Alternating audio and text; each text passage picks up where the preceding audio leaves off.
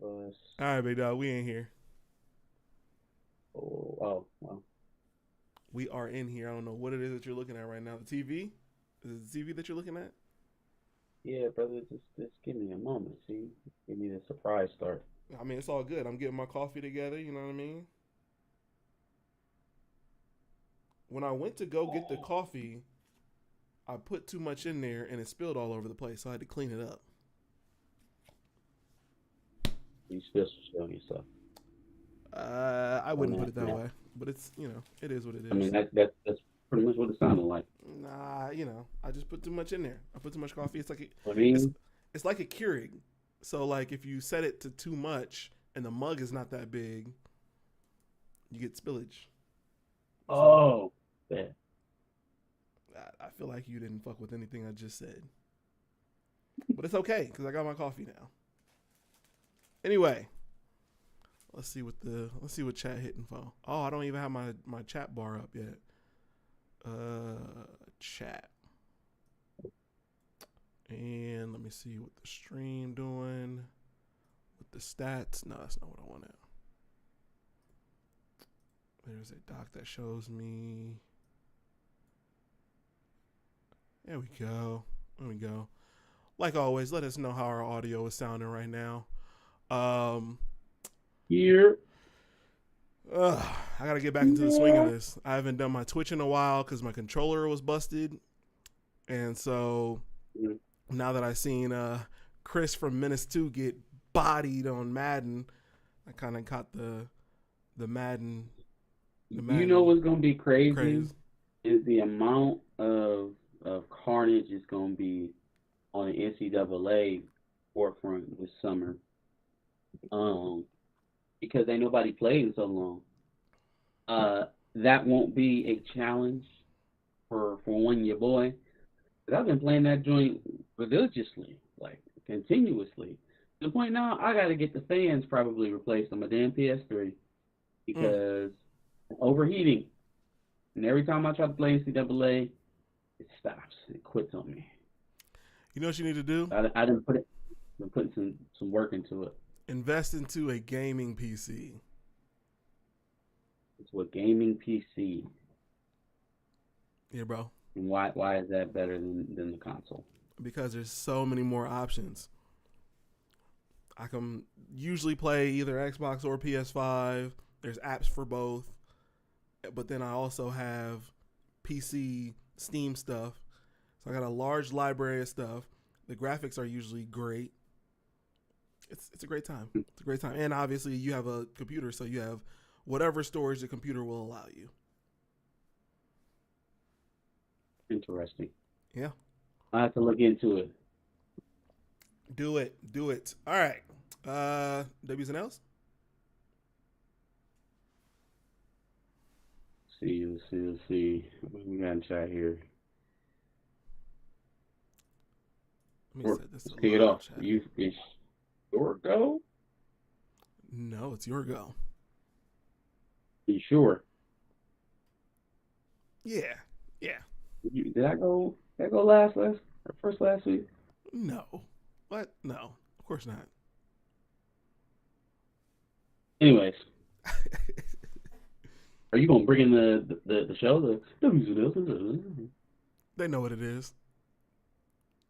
Wow. W's and L's, the weekly recap show where we give a dub to the things that we like and an L to the things that we don't. It's on you. Bet. All right. So that's crazy. That is crazy. All right. Anyways, first dub I got is going out to Ultimate Black Panther. Big dub out to Ultimate Black Panther. Yeah, I've been hearing great things. Over there, sold out. Sold out. Listen, I don't want to hear anything about, 12,000 copies got messed up. If the 12,000 copies that got messed up somehow affected your store, then I would say then that is unfortunate, and I hope you get the second print. I would say for like nationwide or even worldwide, that 12,000 copy mishap by what was it? Penguin something. It was one of the other. It wasn't Diamond. It was the other distributor. But I don't think that necessarily makes up for selling out nationwide, because there are still places where they have stock for Black Panther, right? I think it probably assisted, like the short supply or the word of short supply running so fast, maybe drove people to buy it. But, I mean, in any case, people bought it, right? And now you're on a second print. If that one sells out, then what's going to be the excuse? You know, we don't have to look for caveats when there's success. We can just call success. And even with that, I think the interest around the Ultimate Universe that Hickman is helming right now is generally bringing, some interest back to at least that realm of comics right now. Now, how long does it last? Is it just going to be a limited universe thing? Does it continue on? Who knows? I think as long as Spider-Man is selling as well as it is right now, because that's another one that sold out, right? Nobody talked about that. Ultimate Spider-Man also sold out, at least where I was at. And that prompted the store owner where I pull at to get a little bit more Black Panther, and they still came and got it. Still came and got them. After he got my pulls on Wednesday, he said 3 or 4 people came in and grabbed the rest of the stock on the shelf. So this is a different run of my fault. This is a different run of Spider-Man from the one where Miss Marvel died. It's the Ultimate run now, right? Yes. It's the Ultimate storyline. Correct. So, we'll see how it plays out. I will. We got a question about when we're going to be reviewing it. I will say just be patient with me on the comic book reviews right now. We're kind of reorganizing, trying to make things a little bit more doable on a regular basis. So we'll keep you posted on some comic book reviews. But I was very pleased, not just with the sales of it, but what was going on in the book. First of all, Caselli is a prose pro for sure, because the art was beautiful. The rearranging of some of the relationships in there, right? T'Challa is with Okoye, the former general of the Dora Milaje, turned wife, so kind of sticking with the the Priest era, or not Priest, was it Priest? Yeah, the Priest era version of Dora, I guess. Where they were like wives, or they were training, they were Mm. warriors training to be wives, kind of thing. Mm. Weird kind of balance. Anyways, You know? um, so it's kind of playing into that, but also I feel as though that relationship hasn't been fully fleshed out yet. Shuri's still in the picture. She seems to be a little bit more of the traditional kind of overzealous, eager warrior kind of, let's go and do something. Let's not just sit on our hands. Very eager to lead. That version of Shuri we're more accustomed to seeing than what we've seen in her MCU version. Killmonger and has an appearance. Killmonger has an appearance. Aurora Monroe has an appearance. Um, there's callback to other African gods, other African deities like Khonshu and Ra. Um, so they're pulling on a lot. They're doing a lot, and in the grander scheme of what's going on in that ultimate universe with the Maker, being down right now, the traditional Iron Man in that universe, Howard Stark, him being down. It's just like there's a lot of shit going on. Black Panther is a key, crucial part of it. So I want to see how it all plays out for sure. Absolutely. My next dub I got is going out to the Kobe statue. Got to give a dub out to that for sure. For sure. My boy 2-4. That's 8 Kobe, but 8 and 2-4. You feel me? Both of them gets a dub from me. Nice statue. I didn't even know that they had been planning to do his statue for that long. You know what I mean? Because apparently, according to Vanessa, that was the pose he chose position that he wanted it in. That was the pose that he wanted. Oh, it is 8. Oh, I didn't know why I thought it was a 2-4. Yeah, my boy 8. That's dope. That's dope. I would have chose the joint where he was up on the announcing table with the championship hat on. He had the ball in one hand. a lot of iconic. The game shot versus Phoenix. A lot of iconic moments, but I mean that's the one he wanted to go with, so you can't, This wasn't a good one. Without context, that looks crazy. Don't have me out there with the goddamn lockjaw. I'm just saying, without context, that looked crazy. Yeah, hey, man, listen. This is a safe place. Yes, it is. At least it's supposed to be. At least it's supposed to be. All right, let's get into these L's. Boom. All right, bet. E.L. Hughley. E.L. Hughley is this week's Ricky Smiley, and let me tell you why. Let me tell you why. You don't got to play it yet. Just leave it there. We'll get into this. Gotcha. So obviously, the biggest thing going on right now, anywhere on the internet, is Monique's interview on Club Shay Shay. Mm-hmm. Right. So Monique had a lot to say, just like with Cat Williams. It wasn't nearly as hyperbolic. There wasn't as nearly as much. Wasn't nearly as much like sensationalism. There was some personal stuff in there. There was a lot of stuff that we heard before with Monique in regards to Lee Daniels and Tyler Perry and Oprah, obviously. Mm-hmm. A lot of stuff, right? Mm-hmm. And so we're going to talk about it, obviously. We're going to get into the lots of these there. But the stuff about D.L. Hughley, and, apparently there was a game that they was playing on the show where they asked the woman's husband whether or not he would sleep with a man or something. I don't know. It's crazy. Mm-hmm. But, like, it was like they took offense to it. And so Monique asked him not to run it, and apparently from her side of it, it took so much that she had to have her lawyer come in, hey, look, don't run this. because we didn't like the way that it went. Right? But boom. At that point, if you DL Hughley, whether it's true or not, you got two options right now. Right? Because I fully realize that as much as I fuck with Monique at this moment, as much as I believe what she says, it's not dead upon me that you going on tour with Cat Williams off the heels of this shit. That both of y'all did Club Shay Shay interviews that had to have been booked months in advance. That's bleeding into a tour that's ongoing right now. Sure. With you, Kevin Hart's ex-wife, and Monique. It's like the Aggrieved Comedians tour. You know what I'm saying? Like Monique, Cat Williams, and Torrey Hart. It is literally the Aggrieved Comedians tour.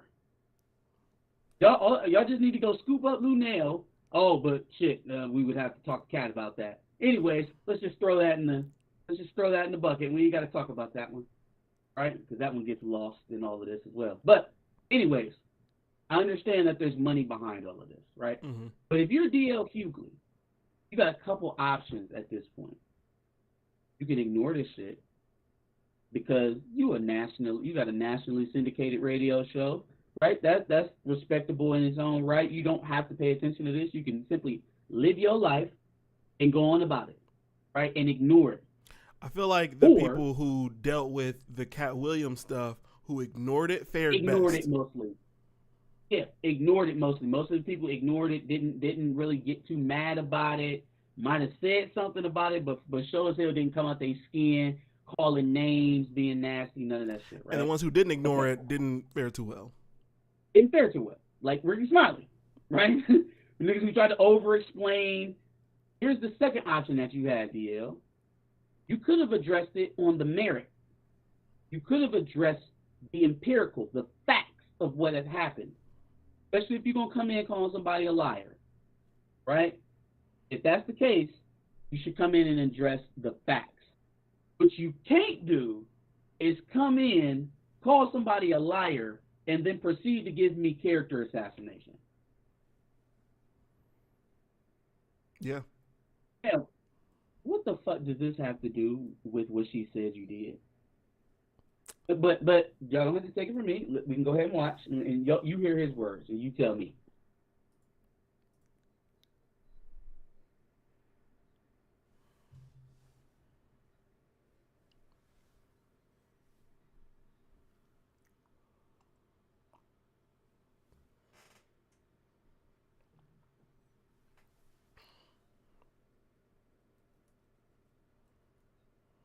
What about ism? Hold on, pause me right now. A hit dog will absolutely holler.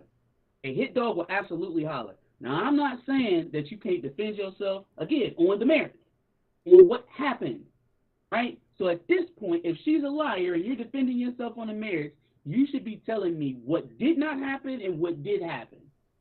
Not, oh, but you get to make fun of, it's okay for me to make fun of your husband's sexuality because you a comedian, professionally make fun of people's sexuality.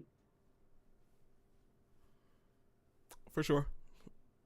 It's not, you know, all of this other shit he getting ready to introduce that ain't got nothing to do with whether or not they asked that man an inappropriate joke and whether or not she asked y'all not to air the episode. Because that's the only facts we here to discuss in terms of this altercation. Did you or did you not play the game? Did she or did she not have to get her lawyer involved to ask you not to air the episode? That's the only thing that's being contended here. But instead of addressing any of that, she got to be, oh, well, you talked about other people's sexuality and your kids this and drugs this and all this other shit. Character assassination. It ain't got nothing to do with nothing. Go ahead.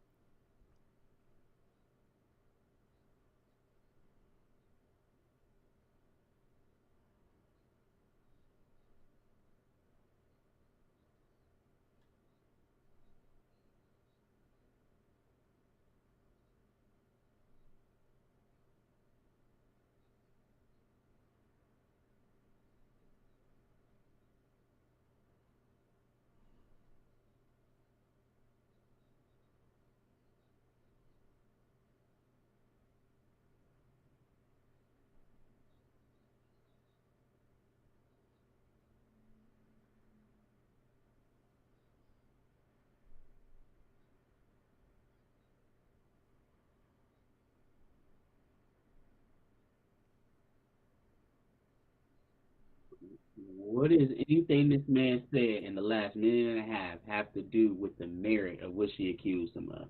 I went on his show. They played a game. It was inappropriate. I asked them not to air it.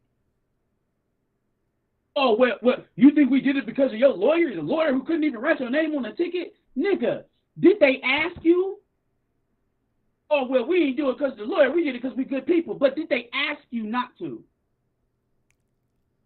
What was the Negro So shot? Point. I didn't like that. What is it? The Negro as the law firm. Because apparently he's a bumfuck black lawyer. That's what I'm saying. Like, are black lawyers just inherently terrible lawyers? Yeah. From the law officers of Negro. You hear what I'm saying? I didn't like that at all. This is anger, right, over somebody exposing some shit that you may not have wanted exposed, or painting you in a light that you didn't want to be painted in. But what it is not is a defense, a very good one at least. Yeah. All of this sound like you got beef beyond what it is she even talking about. Yeah. It's simple enough to just be like, if you are a good person and you did just not air the show because you're a good person, it's easy enough to be like, yeah, she asked, and like she said, we took it off. It ain't really no more. We don't need to get into it no further than that. We played the game. We always played the game. Monique wasn't comfortable with it. He wasn't comfortable with it.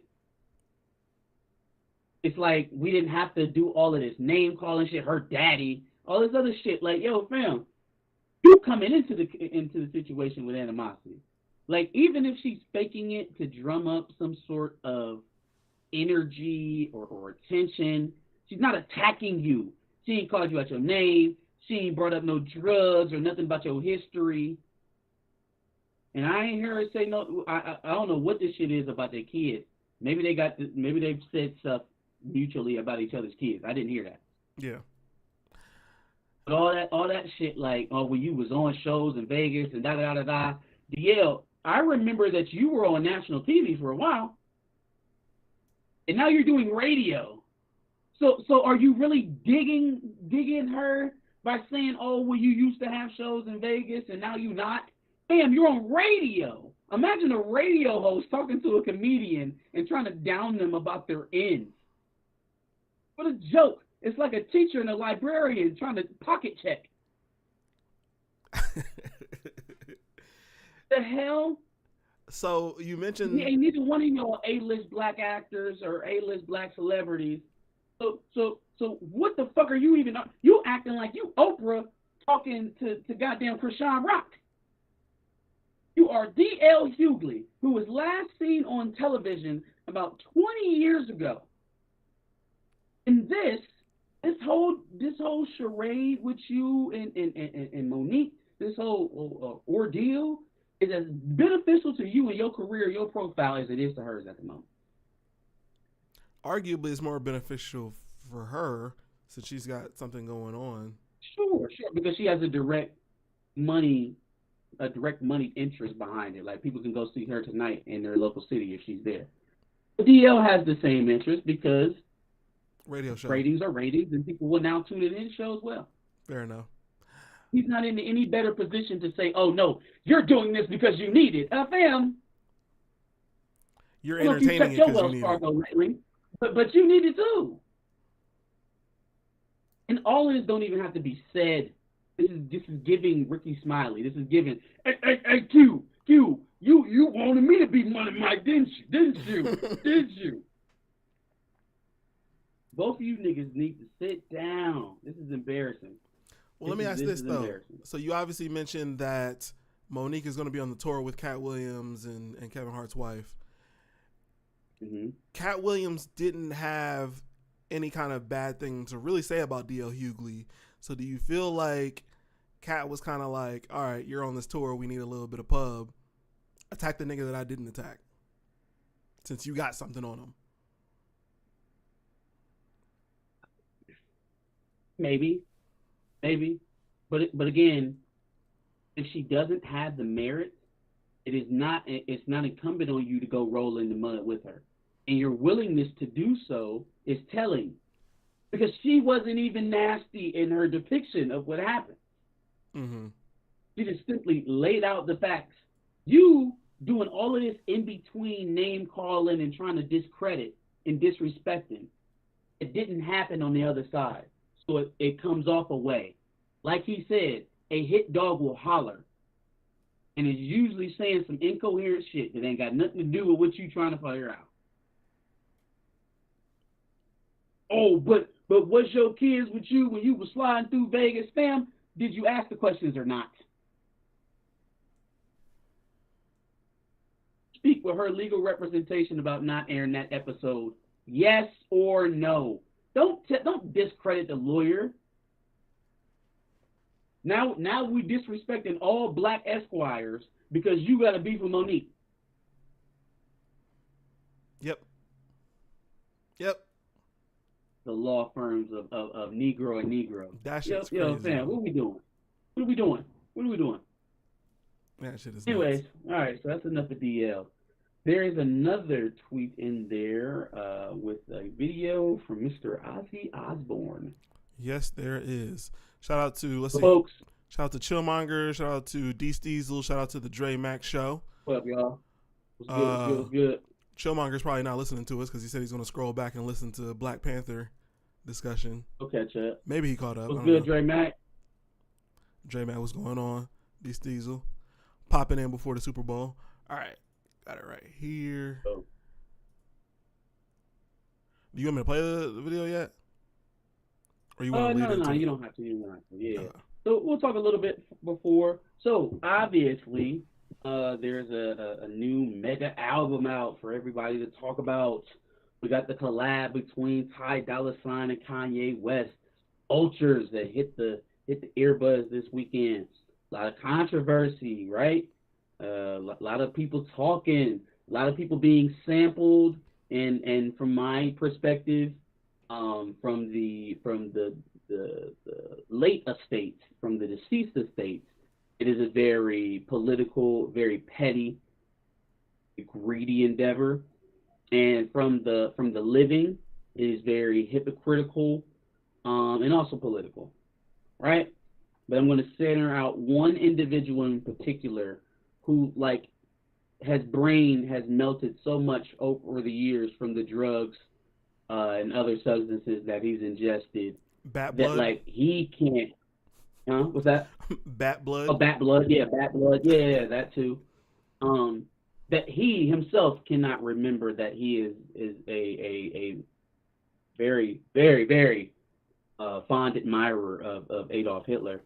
So I guess the controversy was that Kanye sought to sample Iron Man, right? A ballad from Iron Man, Ozzy Osbourne song, in one of the tracks for Vultures, right? Ozzy Osbourne declined. So Kanye then dubs a dubbed version of Iron Man and loops it into the song. So now, well, it ain't your shit no more, so then fuck off. Would have sounded a lot better if you let me do the way it wanted to, but since you're going to be a dick and listen to whatever political apparatus is around you telling you not to do this, because who wouldn't take money from Kanye West? Y'all give money to Trump willingly, publicly, and you tell everybody about it. No, don't give me shit about fucking Kanye West, okay? But anyways, so that's the way you want to play it, right? So then Ozzy Osbourne obviously takes offense and says he couldn't do that because he's an anti-Semite. I'll say, what now? He's a what now? What is he? He's an anti-Semite. Okay. All right. Cue it up, DJ. DJ is crazy.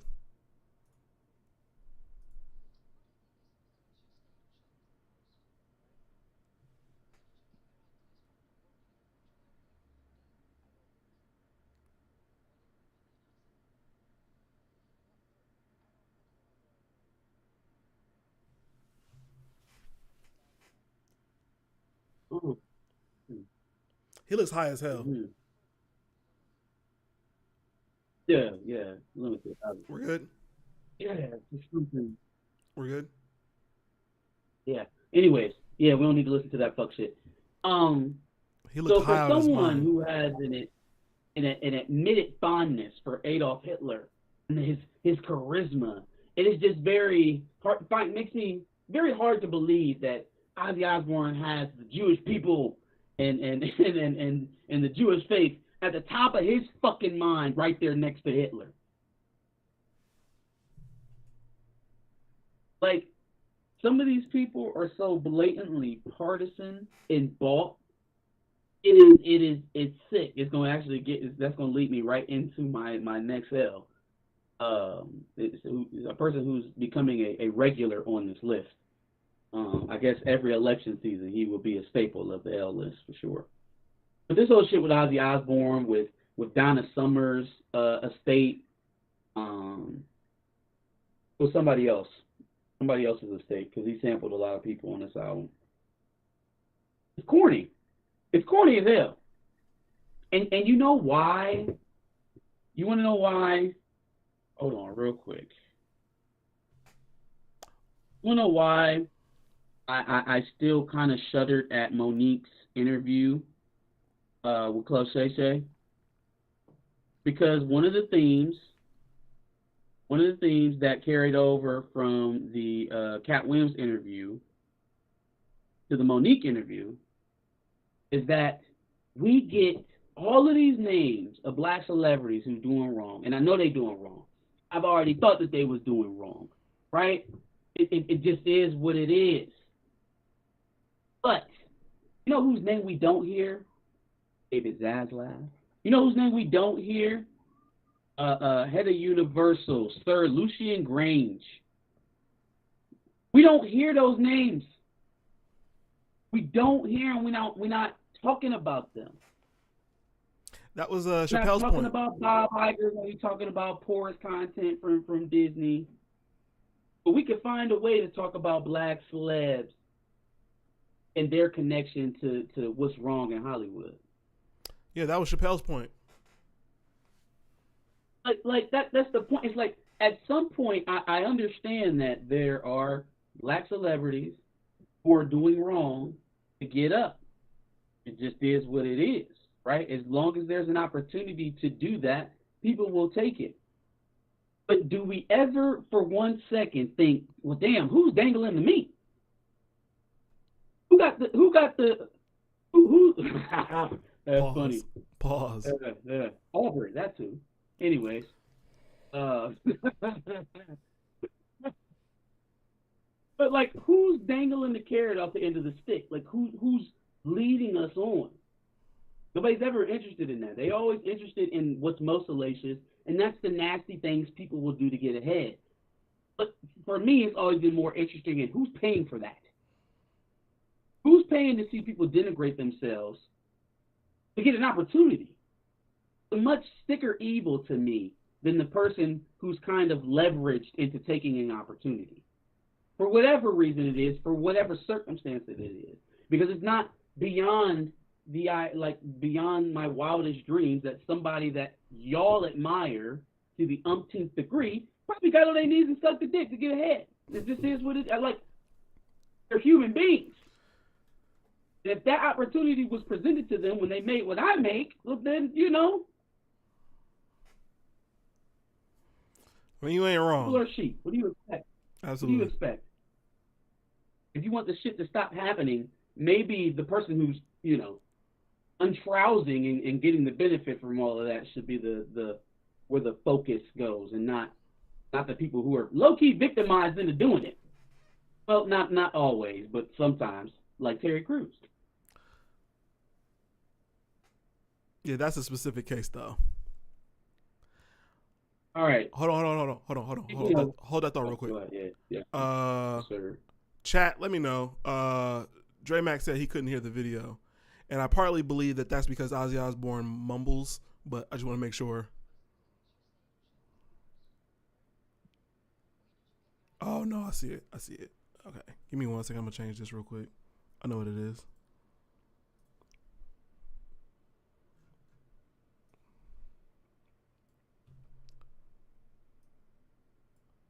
You got my guys muted again? No, I had to reroute the where the sound went, so I gotta go back and change that. Sound control panel.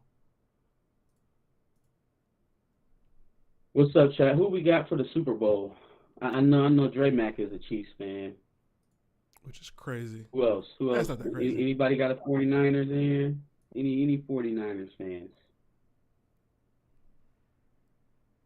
49ers fans. I mean, I kind of want Chase Young to win a ring. Just throwing that out there. Man, what a lucky guy to go from almost not getting a re-up on his rookie deal to being on a Super Bowl team. Talk about fortunate. I mean, he deserves it, so you know.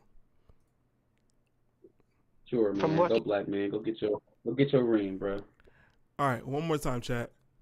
Can y'all hear this in a video mortuary now? when you were 15? Adolf Hitler. It looks like it's showing up. What do you mean by that, Ozzy? Not for Adolf Hitler had All right, that's enough. Just let me know if y'all heard that, chat. No, it's not crazy. I realize you're from KC, and I said, nah, it's not that crazy. But anyway, on to your next topic. All right, bet. So yeah, speaking of hyper-partisan people and people who have probably been paid to do the Democratic Party's bidding, and I'm not even saying that being hyperbolic. Like, remember we talked about that article where they were putting like $1 million into black creators to try and drum up support. The article came out like a month ago, maybe 2 months ago. Mm-hmm. So we definitely know where that money is going, at least some of it. Because Ply's just out here embarrassing himself again, bro. Embarrassing himself again. First he had that rant about, Biden not knowing how to brag and telling all these people all the good things that you've done. Why you don't know how to brag? Why you motherfuckers don't know how to brag? Now, off the heels of the special counsel report that came out this week, first of all, he completely forgotten that the sitting president, not just the orange guy trying to get back in, but the sitting president was under investigation for, taking classified documents where they weren't supposed to be. Yes. Right? I'd forgotten all about it. The whole special counsel, it really just goes to show you the difference in these two people. Like, one could have a whole investigation going on and we can pretty much forget that it's happening. And this nigga is so loud, excuse me, not this nigga, this Cheeto is so loud about his situations that like we can't forget that he's facing 90 charges or whatever. And taking loss after loss after loss because he won't let us forget. Right. But anyways, so that came out. The report was kind of trash. The summation of it was he's basically too old to commit a crime. He's too old and forgetful to commit a crime. Was the findings of the report. Like, yeah, he probably shouldn't have had these documents. He probably did technically break a law, but he's old and forgetful, so you can't really charge him for it. I'm sorry. Are you talking about your grandfather or the president? The guy with the finger on the football. He's too forgetful to be charged with a crime, meaning if Joe Biden was just your uncle that lived up the street and they brought him into court, they would find him mentally incapable to stand trial. But he's a president. That is who is helming the White House. The leader of the free world is mentally incapable to stand trial. And they said that publicly. Right? Okay. So that's where we're at. So you know that the most hardened supporters of this administration and their dollars, at least where their dollars stretch the furthest, is going to coalesce. They're gonna collapse. They're gonna say whatever they got to say. They're gonna treat you like you acting crazy. Like, how dare you even bring that up, right? Okay. Well, here's an example. Plots. Here's the latest. Here's the latest goo brain take from Plies. That basically, we've always been down with old presidents. That ain't nothing new. We've always been cool with old presidents. Yeah. We've always been down with that. Y'all just don't like this old president because you look like he about to go, and y'all look who about to assume the role right behind him. Y'all just don't want her to get in there because y'all know what she about to do. Arrest people for their kids being truant. Yeah. the lady has a now memeable interview of her saying, "No, I ain't gonna do that." Talking about I only do things for black people. No, of course not. Of course not. My Yeah. goodness, gee willikers, mighty God, never would I ever. Damn. Oh, damn it. But first of all, let's do what I said. I suggested D.L. Hughley do. Let's attack it on the merit. We've always been cool with old presidents. Okay. Obama was president for 8 years. He left office before he was 60 years old. Mm-hmm. George W. Bush, 8 years. Same thing. Left before he was 60 years old. Bill Clinton left before he was 50. Well, no, he served two. He was impeached. Close He to two left full before he terms. was 50 years old. Yeah. Served one full term. Who was before him? Bush 1 left before he was 60 years old. Joseph Robert Biden is 81 years old. He's the oldest sitting president in U.S. history. What about Reagan? Is he older? Was Reagan older? Maybe I'm wrong on that. Reagan was old as fuck. Hold on. Let's see. Let's see. Quick Google search. Reagan had dementia before he left. Oldest president. Oh no, it's Joe Biden. And it was Joe Biden at 78. Reagan was 77. Was he 77 or 78? It says 89. Reagan was 77. According to UShistory.com, Joe Biden was 78 when he took the oath of office. Oh, Biden was 78 when he took the oath of office. Yeah, when he started. Ronald Reagan was 77. When he ended. So I'm saying he was the oldest sitting. So the oldest current president is Joe Biden. Oh, yeah, no, for sure. At 81. I just meant compared to all the other names that you mentioned being relatively young. Yeah, I mean, what the fuck is Plies talking about? Every president since you've been able to vote has been under the age of 60 years old when they left office. We elected a man who was almost 80 years old. What are you even talking about? Not to mention the person who's behind him was skull dragging him in the election and decided to drop out and be his vice president. That's a fact. Oh yeah, they definitely scared of her. Oh, they scared of her for real. You right, Clive. They so scared of Kamala Harris, they don't know what to do. She was skull dragging Biden, but she wasn't skull dragging old ass Bernie. No, she wasn't. But everybody was skull dragging Biden. Facts. She decided to pledge her delegates that she won to him. Along with Buttigieg and the all the guy rest of she them. was so upset with because he opposed busing.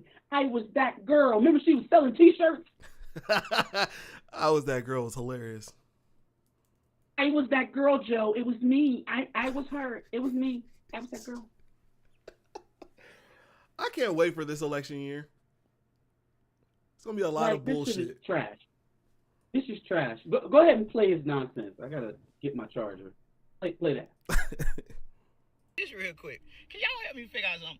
When has America ever feared an old white man running this country? When? For the life of me, I thought at some point that's the only person y'all wanted to run the country. Now y'all want me to believe, oh, he's 80. Oh, look, his memory is slipping. Oh, he's misspeaking. Oh, he saying the wrong word. Oh, he's forgetful.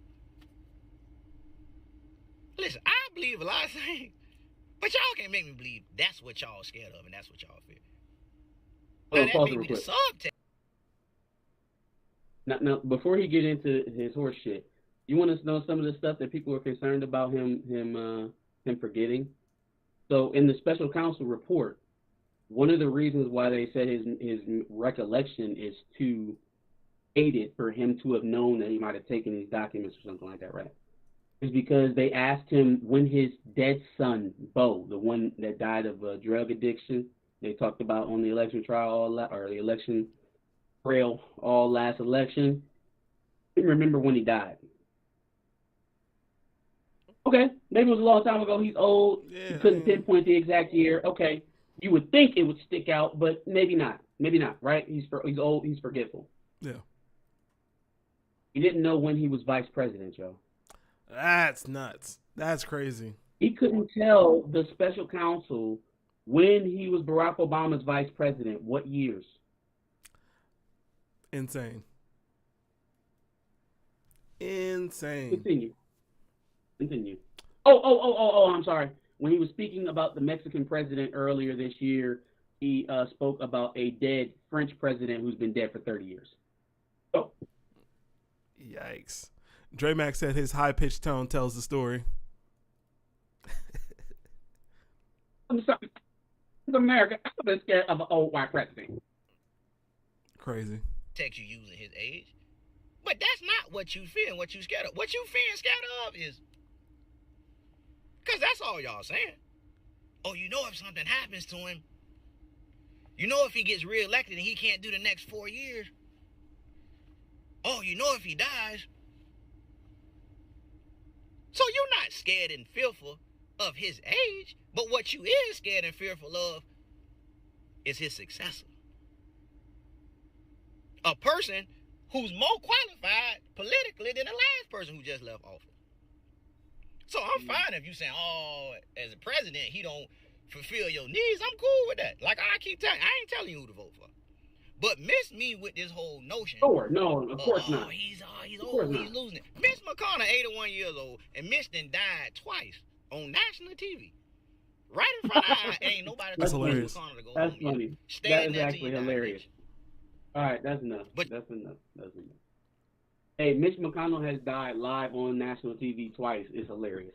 That's Because he hilarious. has. Like, literally, Yes. in front of our eyes, they asked that man a question, and his entire nervous system shut down. And it's happened 2 times this year. And he That is just put nuts. him in a cabinet and forgot about him. Like, nobody talk about Mitch McConnell again.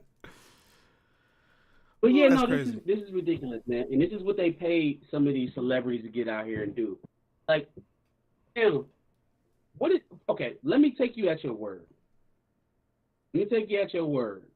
Right? Yeah, people are afraid of Kamala Harris being president because of her radical leftist ideals that'll give America over to black people, or whatever the hell is the fears that he's saying that people have of Kamala Harris, right? So, by the end of that, it's, I guess, now irrelevant that your president can't remember when his son left or when he was vice president. When he did the one thing that everybody remembers him doing that gave him the name recognition to win the election, he can't even remember when the fuck it happened. That's irrelevant because at the same time, we scared of Kamala Harris. The political advice applies. Like, what are we doing, y'all? First of all, if you're still getting your political takes from celebrities, God bless you, okay? God bless you. You might as well just send your ballot down the toilet express mail and, deal with it that way. You'll save a lot of time and energy. Well, first of all, we got to discuss that further here when I get to my dubs and L's. But anyway, go ahead. Yeah, but if you're for critical thinking and your brain is not mush and you have a basic understanding of how civics works, please get in this man's comments when you see him come upon your timelines, respectively, on all platforms, and tell him, please, from back of the bus, shut the fuck up. Oh, there's somebody else we're going to have to tell shut the fuck up. 2 things. First of all, yes, getting political advice from Mr. Busset Baby, insane. Insane. But second of all, so the elections are obviously coming up, and last election, we tried to have a little bit of coverage. It didn't work so well, but we were still fairly new to this whole YouTube thing. I think, maybe this is more of a behind-the-scenes conversation, but I kind of wanted to see, the chat's ideas on it as well. I think we should talk more about the election this year again. It's a little bit more pivotal for black people. The problem with the election this go round is that there's nothing to cover. They're not debating, right? They are essentially closing people out of primaries. The primaries are going on right now, and the only people that were running in the Democratic primary have dropped out. Marianne Williamson and Dean Phillips. They both dropped out because they got kicked off a ballot in New Hampshire. Right? South Carolina, you already know what's going on in South Carolina. Jim Clyburn still down there lying to black people. I am black people. There's no. He was on CNN the other day trying to explain why Biden's black support had gotten so low. I don't believe it. I don't care about the polls. I live in South Carolina. South Carolina is the blackest state in America. I know black people. I know all black people. I am black people. Black people love Biden. I don't believe the polls. Yikes. Like, it sounds like I'm making a mockery of it, but if you pulled up that interview, it didn't sound too dissimilar from what I just gave you. Sure. Right? Like, that is the idea. Jim Clyburn, Maxine Waters, they own black people, and when I need a boost, I will lean on them to tell all the black people that don't support me, you dumb for not supporting Joe. I.e. Plies. Dean Phillips, I guess, didn't drop out yet. He's still in it. Oh, he didn't? For the time being. Oh, good for him. I know Marianne did. Yeah, Jake Marianne Uger is running, but he can't get his name on any of the ballots. Cenk Uygur is running? Mm-hmm. Did not know that. And then obviously your guy Cornel West, RFK Jr. is running independent. So by the time Trump and Biden come to meet in the general, he'll have a say. How big of a say? Who knows? But if there is a debate between Biden and Trump, I expect Cornel West to be able to have enough recognition. I think you only have to have like 1% of the vote by then.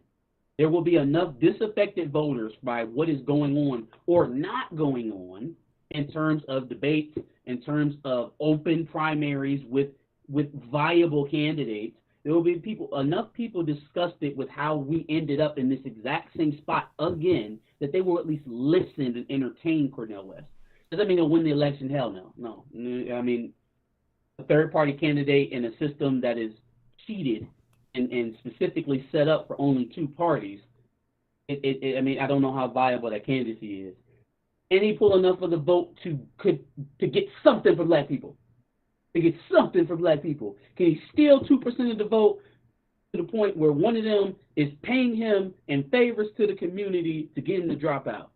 That's where we at with it. That's literally where we at with it.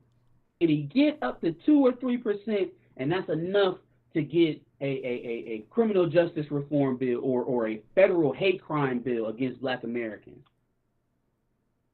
Or hell, shit, in all these big cities where you know, the migrants are getting all this housing assistance, how about we have a national housing assistance program to make up for redlining and all the land that was stolen from us? How about we get something? How about we get that HR 40 so we can get our reparations paid? Anything. Because that's just where we at with it. I'm under no illusions that Trump or Biden aren't our only options. That they are. They run the systems, and the system has told us what our options are. So if he can at least get a little bit in there, enough to bargain, that's a win. Okay.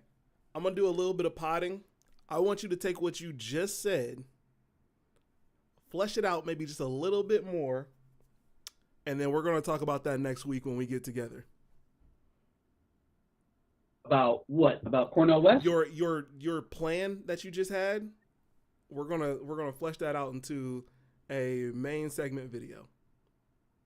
Well, because again, you can't beat the political apparatuses of the Democratic or Republican Party. It's just not feasible. He doesn't even have enough actual grassroots manpower right now to have it. He doesn't even have Bernie Sanders level grassroots influence. But what he does have is a respectable name, a fairly clean record, something that can't be discredited or you know, dismissed as fringe. He is a voice of the people. He's right on all of the policy. At least from my political perspective, he's right on policies. He's good on foreign policy, domestic. I like him fiscally, obviously social. He's right in line with how I think.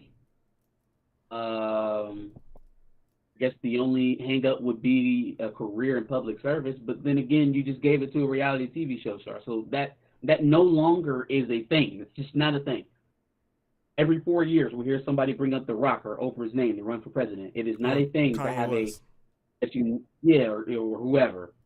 You don't need to have a long career in public service to be president. Everything underneath president, yeah, absolutely, sure. But president is the least political job of all of the political jobs in terms of resume.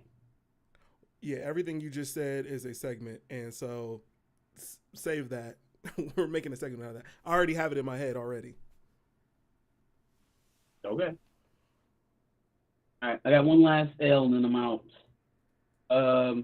Disney Plus in the first quarter here, or going so far in the first quarter, has lost, I think it's 1.3 billion or million, 1.3 million. Let's say, because they don't have a billion subscribers. Let's say it's 1.3 million. Scroll down for me in the marks, please. In the marks, what? In the bookmarks? Oh, bookmarks? Oh. All right, hold on. The marks is crazy. I'm like, what? No. Oh, here we go. Scrolling right there. Right there. Can you see how many it says up there? 1.3 million subscribers. 1.3 million subscribers. It's increasing their prices in 2024 Q1. Guys, we are probably, what is it, February 11th? We're just shy of halfway through Q1.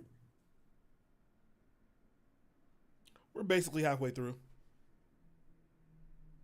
Sure, in terms of work weeks, but in terms of number of actual days, like at the end of March 31st is the end of Q1. Anywho, that ain't good. First of all, 1.3 million subscribers lost in any period of time is not good, especially when you barely have a couple million subscribers as it is. We can chalk this up to a lot of things. We can chalk this up to lack of quality content. We can chalk it up to the fact that I watched The Marvels for the first time last night on Disney Plus, and there were 2.5 minute long ad breaks within the first 20 minutes of the film, which completely took me out of the movie like theater experience. It was stupid. It really took me back. It's like I was okay for, and not okay, it was annoying, but I stomached it for the TV shows, because it's like, all right, well, I've been watching cable all my life, like I can deal with it. It is what it is. These are shorter than the cable breaks. But to be watching a feature-length film and to have it interrupted twice in the first 20 minutes with ad breaks completely takes you out of the experience. It is a worse experience now, even what it was a year ago, and it wasn't perfect then. So, way to go, Bob. Like, at some point, he got to control some part of this business. Like, some part of this business has to be positively affected by Bob Iger's return. The creative side obviously has not, but I didn't expect that to happen back then. I said that. It's on wax. I predicted it. Negrodamus. But the business aspect, the fact that they haven't been able to perpetuate any brands beyond just film or television, they haven't been able to boost merchandising sales. They haven't been able to galvanize any of these household name brands and really driven anything. And that does correlate with what we're talking about with Disney Plus, because all that shit is connected. When you're buying Disney, you buy Disney. If you're going to watch the shows, if you're paying for them on TV, if you're going to watch in cable, if you're going to watch them at the theater, that means you're buying the merchandise. That means you jump in. That's what Disney consumers are. That's why they have that hamster wheel. We bring you in with the content, and then it opens you up into everything else. Your underwear, your bedding, your lunch boxes, your pens, your cups, the gifts that you give at Christmas, the gifts that you get at Christmas. Right? Like the amount of money that used to be tied to these brands was pretty much unlimited. When you talk about Star Wars, Marvel, Disney Princesses, Disney Animation, Pixar, like that alone, that umbrella of 5 right there should have lasted you a millennia, and it's completely screwed. Like we're so far from Bob Chapek and his decisions now that like you have to look at this thing holistically as Bob Iger and his entire career. Think about it. Bob Iger purchased Pixar. He purchased Marvel. He purchased Star Wars. Right? There was a brief stint in there for 2 years where it wasn't Bob Iger, and it was Bob Chapek. He Game of Thrones Bob Iger, red weddinged his ass and anybody who was with him, got him up out of there, took it back, and it's in even worse shape than when it was with him. So you're talking about the decade that preceded Bob Chapek and the 3 years that came after him. This is all Iger. Like that brief stint where everybody was ringing their, oh no, what is Chapek going to do to my Disney? Y'all just don't know. That might have been exactly what we needed. Oh, and by the way, there's still a hostile takeover attempt going on with the Disney board and Nelson Peltz. That didn't go away. So like at some point we gotta look back at your man. You're not negotiating with the vultures around you. They're circling. Creative side is shot. Virtually nothing that you have added to this company is in a better shape since you took it on. Nothing they've acquired turned out better once they started distancing themselves from certain people, right? You distance yourself from the Pixar guy. What is his name? Shit. The guy that they said was hugging too much, and he got booted out of Disney. I forgot his name. It's okay. And then the same thing, George Lucas. You throw his treatments out. You start doing your old thing with Star Wars. I don't know what the hell is going on with Disney Animation, but they're losing to Universal. It's bad. And was it Illumination? No, they're losing to Universal. They're losing to Paramount. They're losing to Netflix in terms of streaming. No, I mean animation. Disney Animation is losing to Illumination. They're losing to Netflix Animation as well. Yeah. What is better animation wise on Disney Plus than Arcane? What's better animation wise than Blue Eyed Samurai or Castlevania? They're not even competing. It's not even close. Nothing. They have nothing to compete with that space of content at all whatsoever.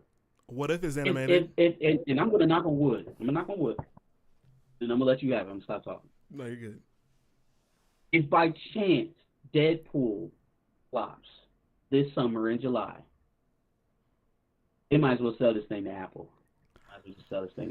If Deadpool flops, if Deadpool flops, they might as well just sell this thing to Apple. There's too much hype for Deadpool to flop. So if it does, absolutely. They got to give it up. They got to sell it. What is flopping? I'm stamping it right here, right now. I will start the damn hashtag myself. Hashtag sell Disney to Apple if Deadpool flops. But if what it's is underwhelming flopping? in any regard, less than 800 million. Less than 800 million. Okay. All right. Less than 800 mil is a flop. That's tough. Yeah, Deadpool Like, I don't has care to go about over critical 800 million. acclaim. To hell with critics. To hell with my opinion most of the time. But in terms of financial success, if you can't get it done with Deadpool, especially this Deadpool, with all the hype. You brought Hugh Jackman out of retirement to do this. It's a flop. Like, we have to live forever with the final goodbye that we got from Harrison Ford and Indiana Jones. We got to live with that. We got to swallow it. It is what it is. We got to take it.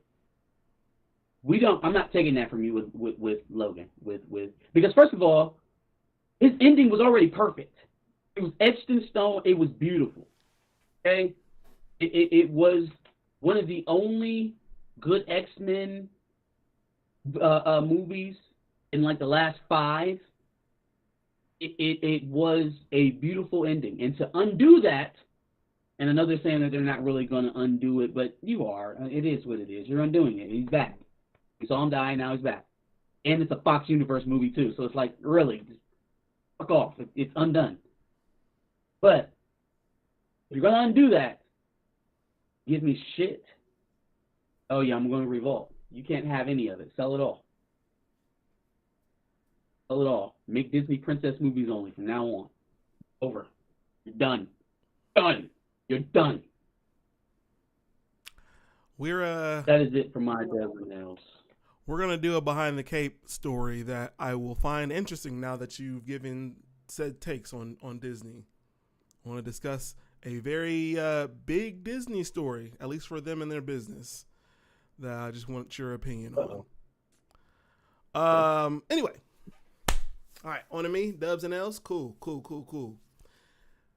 I'm going to give a dub to Method Man. And the reason I'm going to give said dub to Method Man is because if you remember a couple weeks ago, we discussed a TikTok from the fast food guy, where he explained that Gen Z is getting older, and then we made a bunch of jokes about how old he looked. Right? Mm-hmm. Let's watch this video. Oh, it just refreshed on me. Hold on. I was Gen Z and... All right. Let me turn this up a little bit. Jesus Christ. He looks very old, right? Okay. Jordan, it's got to be lead in your water or something, fam. We'll get there. He even built like a dad. He got a dad bod. In 26, nobody has believed me. So because of that, they keep writing so many articles about me. I can't keep up. Come here. One article said Method Man's older brother shares secret recipes. First off, we are not related. People, they don't believe me every time I say it. So at this point, I brought Method Man here so he can tell you we are not related. Guys, come here. I mean, even though we kind of look alike, he looks like a more stressed out version of me. There's no relation. Absolutely looks like Method Man's older brother, and that is crazy. It's insane. Yeah, yep. He looks like Gen Method Z. Man's older brother. What is going on, fam? What is happening? How do y'all look older than us? And I'm a millennial, right? So that y'all should be even younger than I appear. This is not natural. What is going on? Is it milk? I think it's milk. We all need to stop drinking milk. Probably you know what's insane? Is that Method Man is twice this man's age. If he is 26 like he says, Method Man is 52. Holy shit. He absolutely looks like his older, non-famous brother. Like, yeah, it's my brother Jordan. He does TikToks. Big bro. While I'm out here doing my rapping thing, he's doing TikToks. Holy shit. Yeah, man, that's a dub. If a kid that's half your age looks older than you, that's a dub. That's a dub for you. I'm just saying. All right. I think that's my only dub. What was this one? Oh, okay. Yeah, that's my only dub. Let's get into this shit. This shit, okay. I shouldn't have expected very much to begin with, but this video pissed me off so much just because, first of all, why are we giving this person a platform? It's in the same vein as the Plies conversation that you just had, right? I don't think this person should discuss what's for lunch tomorrow, let alone the things that she's discussing on her Instagram Live. Let's get into it. They don't believe in Jesus. So that's why it's happening right there. Like all them people that's bowing down with them carpets that's on the floor, they bowing down to a God that said to worship his son, to accept his son first. So, and then they making big palaces of it. Like, you know, like they really standing and sticking behind it. Like they made laws about their religion. So you may not know what she's talking about, besides obviously reading the caption up top. She's talking about the Gaza situation and saying that they may deserve it because they don't believe in Jesus. Because they don't believe in Jesus. Krishan, shut the fuck up. Neither side believes in Jesus. What are you talking about? What? So they both believe in Jesus. They both believe in Jesus. Jews and Muslims alike both believe that Jesus existed. Yes. They don't believe in him as the Messiah. Right. He's not a deity. Or in their faith, he is not a almighty being. He is a person that lived, a human being. But in any case, I'm not about to get into why she's factually incorrect. Let's turn her logic back around on her. Let's talk about it. Then maybe, I guess, your baby father is in prison because you worshipped him as a false idol. You have his face tattooed on your body. Mm-hmm. You're exalting him as an idol. So maybe that's why he went to prison. Right? Is that how that logic works? Yes. Yep. You are keen to gluttony and greed, as we can see around your neck. So that's why you're going through the legal troubles that you're going through right now. All right. Plus, her baby might be. Her baby might have submission and taking. Let me stop. No, go ahead. What you about to say? Fetal alcohol syndrome. Oh my goodness. Okay. Anyways, but like this shit is dumb. This shit is stupid. First of all, you can't coherently talk about somebody else's religion. Number one, you can't even formulate the thought. Speak about it clearly. Number two, rationalizing dead children because of religion is insane. Right. Using religion to justify dead children is insanity. Agreed. It's insanity when genocidal Jews do it. It's insanity when I'm sitting here listening to this ignoramus over here on the screen say it. Yeah. Using religion or God to justify dead children is horseshit behavior. It is go play in traffic type of behavior. Facts. Big facts. Tony Robinson said Krishan looks like a moon pie with eyes. So if you saw me laughing just a second ago, that's what I was laughing about. You know what she looked like? Like, just focus in on the profile, right? Eyes, nose, lips, get the hair and all that out of there. Eyebrows. What's Roger Rabbit's girl? Jessica Rabbit? Yeah, Jessica Rabbit. She look like Jessica Rabbit. I'm not hyping her up like that. I'm sure she would love to think that she looks like that. You like the way Jessica Rabbit looks. Well, no. Girls like to say that Jessica Rabbit is a pillar of good looking. Oh, okay. I just meant the face. So it's a compliment to say that she looks like a white cartoon character? A lot of women say, "Oh, I'm bad like Jessica Rabbit." That's a thing. Oh, okay. All right. Well, I guess I need to find another insult because that is not what that was meant for. I mean, I'm not really into white girls with red hair like that. So, like... No, she got one eye, fam. She got one eye. You ain't never even seen her second eye. She got one eye. What if it's just a hole right there where her second eye supposed to be? Yeah, no, I mean, that's a little intense. It's not my cup of tea, but some girls dig it. Also, I feel like you got to be in love. First of all, lady, check it out. She looks insane right there. If you like Jessica Rabbit's build, you went to the BBL body. But Jessica Rabbit has snatched out 8 of her ribs, her hips fake, and so are her boobs. They don't sit like that. Gravity won't allow them to. Dre Max said, if Jessica Rabbit was a garbage pail kid. That is hilarious. All right, let's move on. Yeah. That's hilarious.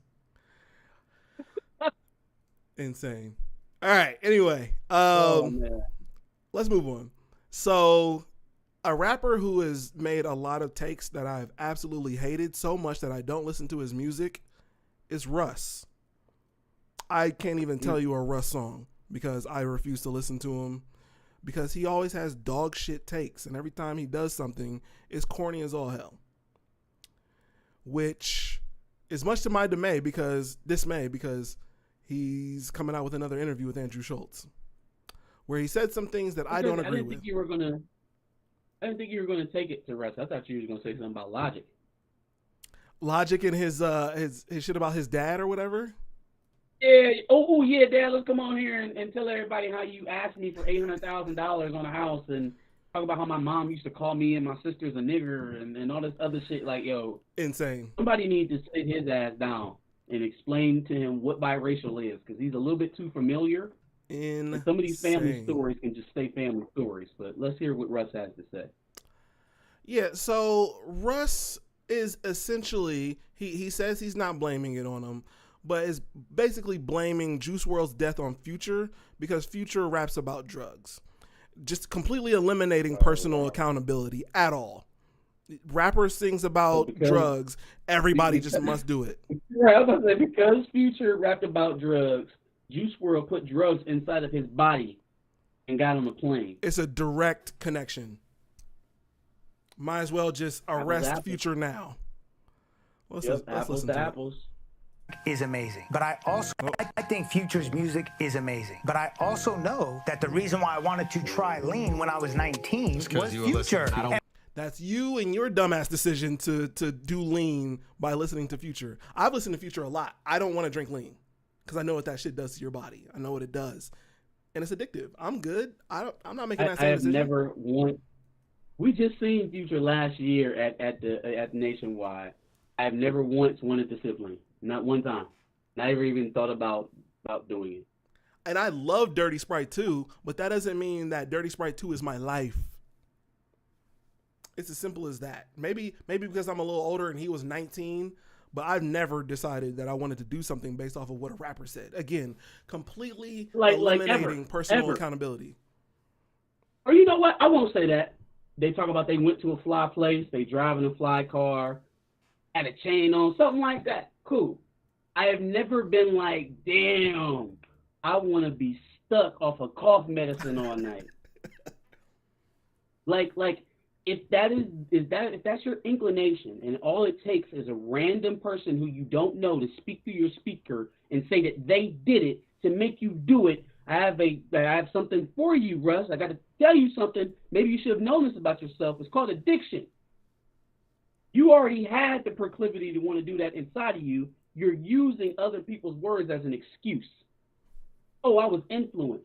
If all it took to influence you, he ain't come and put shit in your hand. He ain't come do it around you. You ain't never seen Future do no drugs.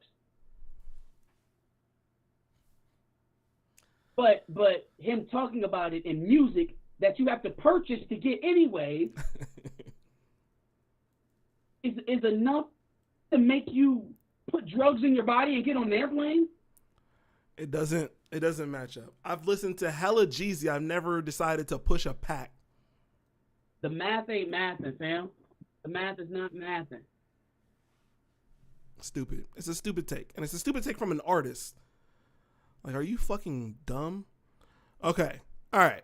Since we're already on this screen, I wanted to throw out and get your thoughts on black men being hella feminine. You know, with the painted nails, and then, you know, the Drake thing happened this week, and it really had me upset because it's just like there's a lot of men on here talking about Drake's leak that happened earlier this week. And I'm just like, man, I get it. I understand why women. What did you call it? You call it a leak? The leak, yeah. I'm not. Who leaked it? I don't know. I have no idea. I don't care. Who leaked it, Josh? I don't care. Who leaked it?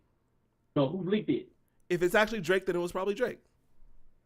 Yeah, nigga. What do you mean if it was actually Drake? He didn't already came out as one of his concerts and was talking about it. I feel uncomfortable talking this long about said leak.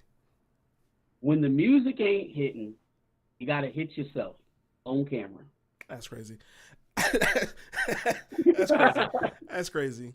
But my question is, like, there has to reach a certain point where black men being feminine is borderline just there's something almost homosexual there's different about it. levels to this. Like the fingernail polish thing, I always took that as like a goth or a rocker thing. You know what I mean? Sure. Like a punk rock kind of thing. So like if it's not within that context and I see it, I assume gay. But that's just me. And that may be my ignorance. You know what I'm saying? I also don't care enough to find out. You know what I'm saying? Sure. It's not a big deal to me. You do with your nails what you want to do. Yeah, that's what you do. But choking the chicken on camera and then somehow having it get leaked is not necessarily feminine. It's attention grabbing. Sure. Right? And that's a whole nother issue that really is more concerning to me than whether or not people are painting their fingernails. Do what you want to do with your nails, fam. It's dudes that paint their fingernails to get more ass in the toilet seat. Good, well on you. You know what I'm saying? I don't think that stopped Marilyn Manson from getting his. But the other stuff, this attention grabbing stuff, like, yeah, I'll maybe put on a certain outfit that I know will get a certain male reaction so that all my female fans will stand up and defend me. You know what I'm saying? Or I might do something that looks a certain way, or I might say a certain thing to you know, one of my counterparts that sounds kind of weird and it sounds sus, but it just generates interest. There are artists that have cultivated entire careers around being sus, around being quasi-gay. We're not gonna have to get into who. Sure. But y'all know who they are, and they on their way up too, and they're on their way up, and they're only climbing. So like, it's not really out of the realm of possibility that might be what's going on in some of these cases. But also, it's just the general idea of people will do anything for attention. Even the most popular celebrities that you would never even think would need to do anything like that, all of a sudden, in year like 15 of your career, it's 2023. We all understand how people can take stuff and put it on the internet. But now you have a leaked sex tape in 2024? Sure. But yeah. Yep. Sure. I guess my question is, what is the bar? Like, where are we going to get to that point where, like, what you're doing, even if it is for attention, is gay? The bar is in hell, and I don't think they care about that. First of all, and maybe this part of it, maybe this part of it is a good thing. I don't think being gay anymore is that shocking of a thing. No, I agree. Okay, for instance, right? Boom, a dossier comes out. The FBI has been investigating Trump. Turns out he was all on Epstein Island, and shocker, he had a couple of boys. Is anybody really like, oh my God, Donald Trump is a booty pirate? You know what I'm saying? Like, is anybody shocked? No. Right? You know what I mean? Usher, a few years ago, gets accused of having a relationship with transgender prostitutes. Does anybody even remember that? No. I think it was like 10 years ago that Eddie Murphy got caught up in a sting with the transgender prostitute. Anybody remember? Anybody care? I don't think that's a thing anymore, and it's a good thing that it's not, because you can't weaponize it against people the way that you used to. You can't extort people. Sure. You can't blackmail them with it. And also, you can't make other people who live their lives that way feel bad because you're trying to embarrass somebody else. Yeah. Like, nowadays when I hear these stories of, Will Smith was pummeling Dwayne Martin, put his head in the couch. Jesus, fam, you not to put that image in my head. But I also don't give a shit. I don't care. Because I don't think you should have any level of control over somebody because you know that information. Is he breaking the law? Did he take it from him? Did he rape him? Other than that, it ain't really none of my business. Facts.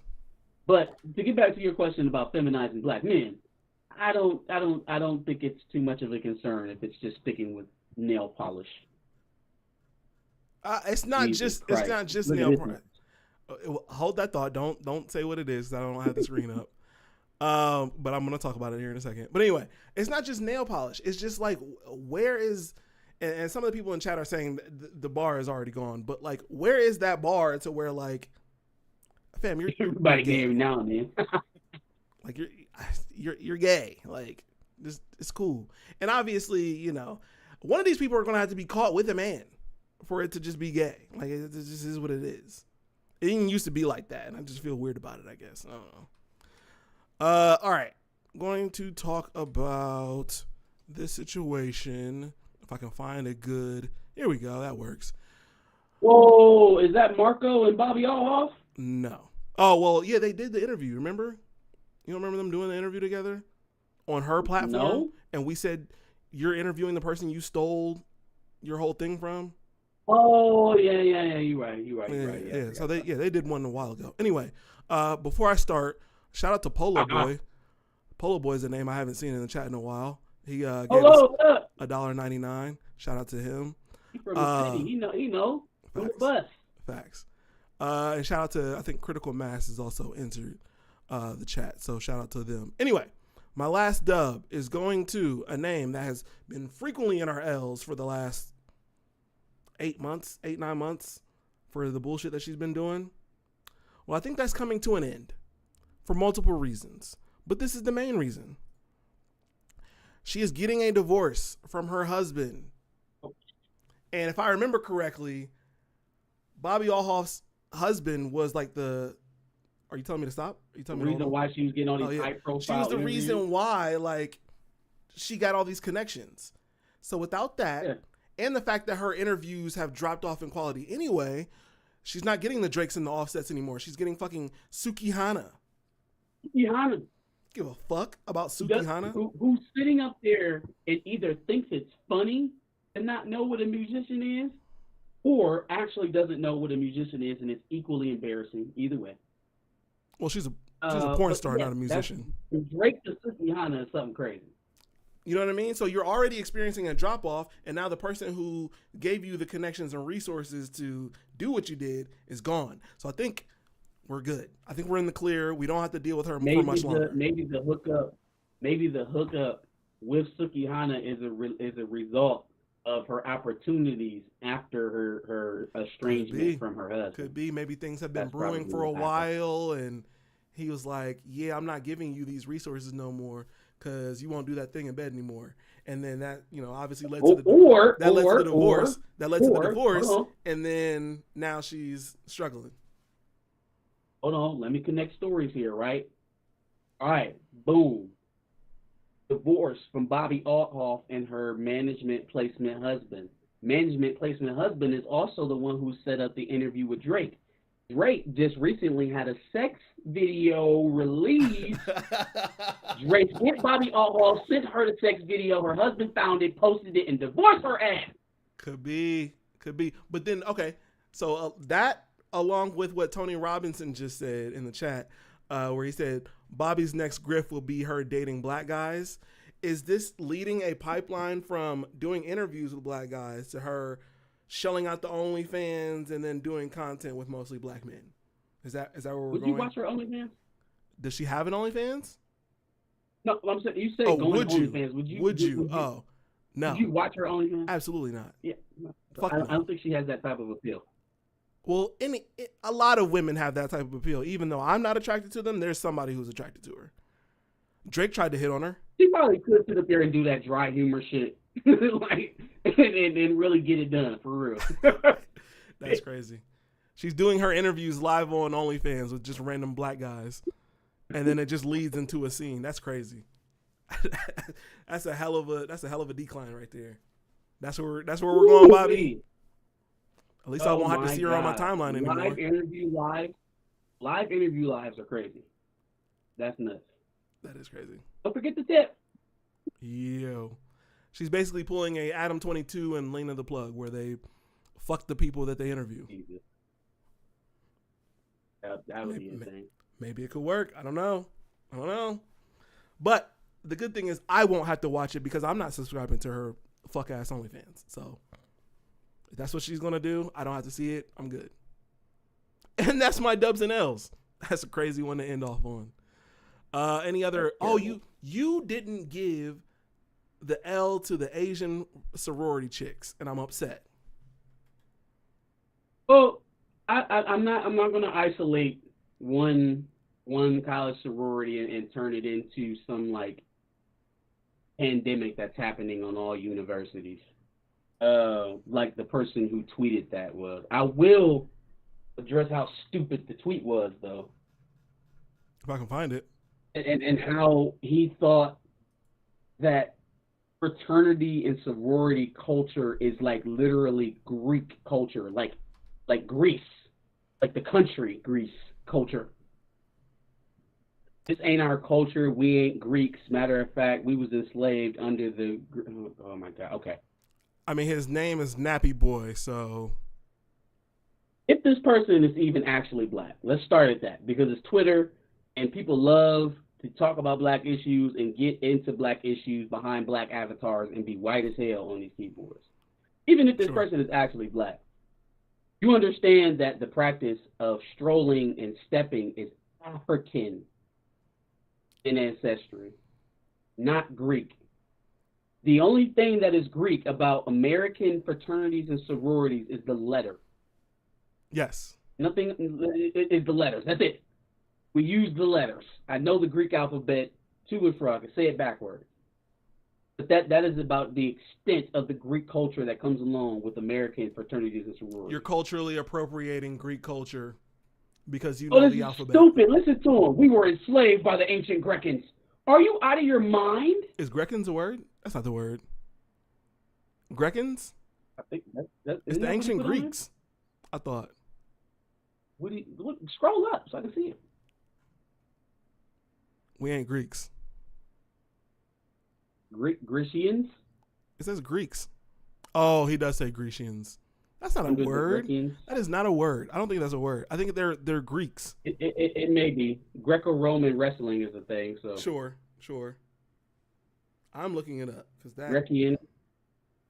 I think that is a word. Let's not give him any more credit than we need to give him. Oh, the summation is still retarded. It's still.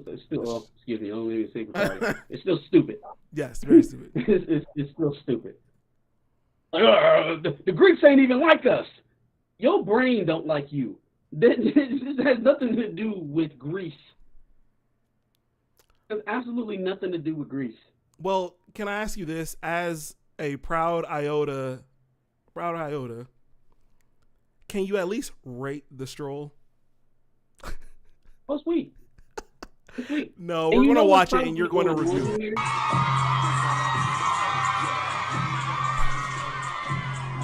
I mean, they stolen a lot of the movies. But you know what happens, though, y'all? I'll let them finish. We can let those people do that.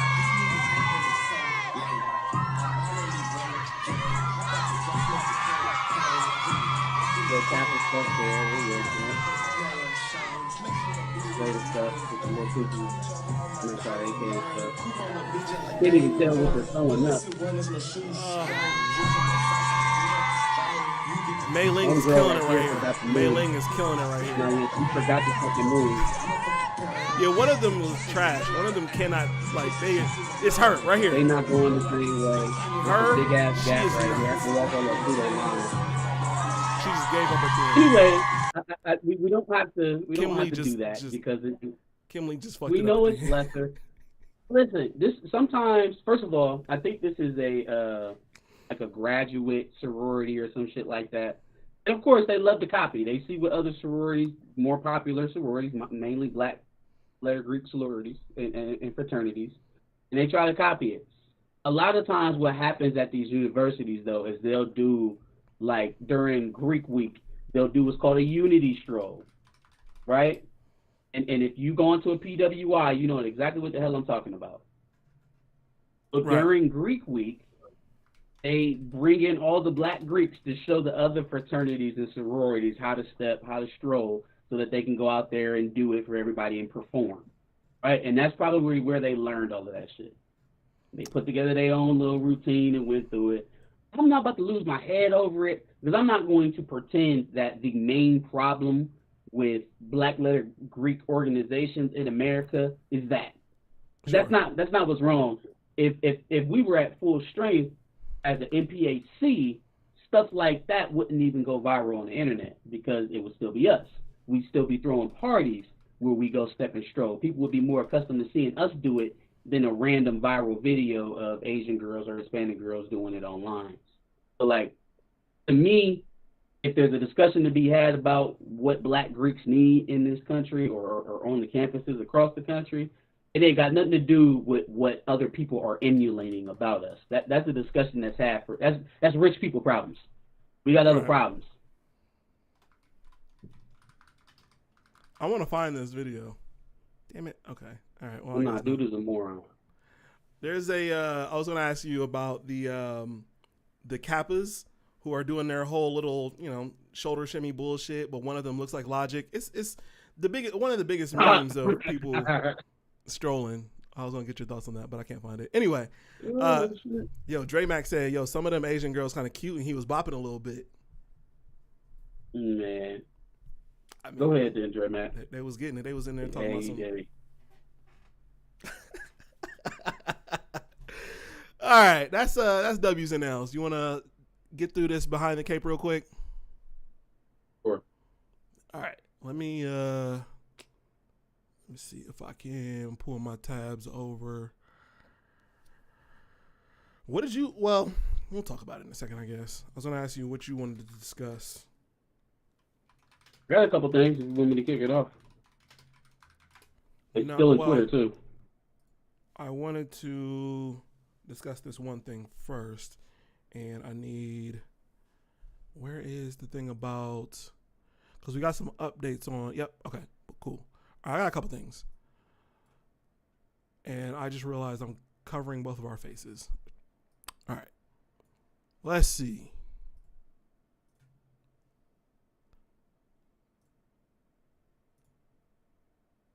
Okay. Logic shoulder twerk is crazy.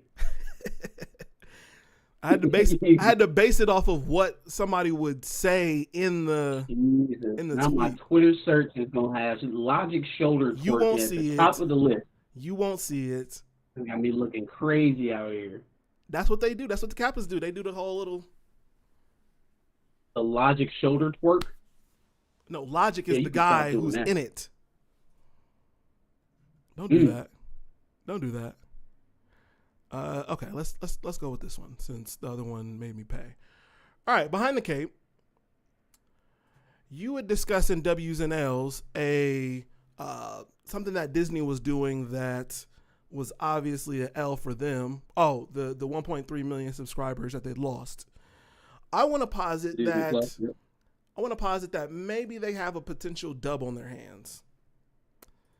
And that is the fact that they have brokered a deal with Epic Games, Epic Games being behind Fortnite and some other major games, so that they can create an expansive and open, Disney and Epic Games to create expansive and open games and entertainment universe connected to Fortnite.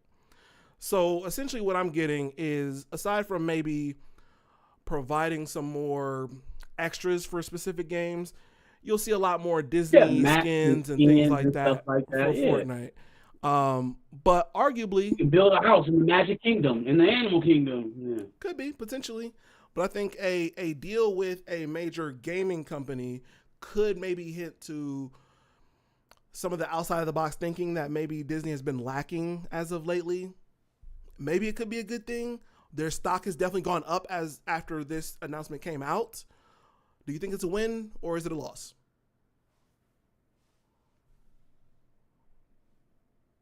What are we doing with it? Like, is this going to end up just a win for Epic Games? They get access to more of your content? Like, because the revenues that Disney would be able to generate from this have to be more beneficial for Epic than it is for Disney. Mm-hmm. Because they're not going to be licensing any of their, like, for instance, you're not going to be able to go to Atlantis or Wakanda in Epic Games. You're not going to be able to play Fortnite and Wakanda because they're going to keep that proprietary for their games, right? For the Black Panther games that they got going on.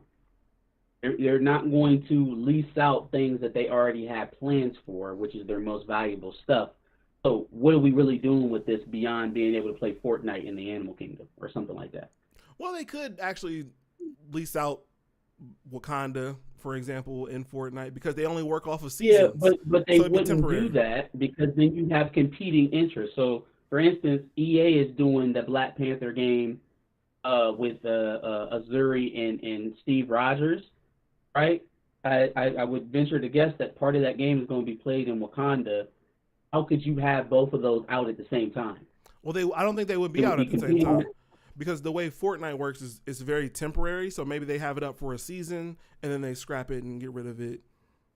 Right, but what I'm saying is, at that point, Epic would be basically selling an EA product for any period of time.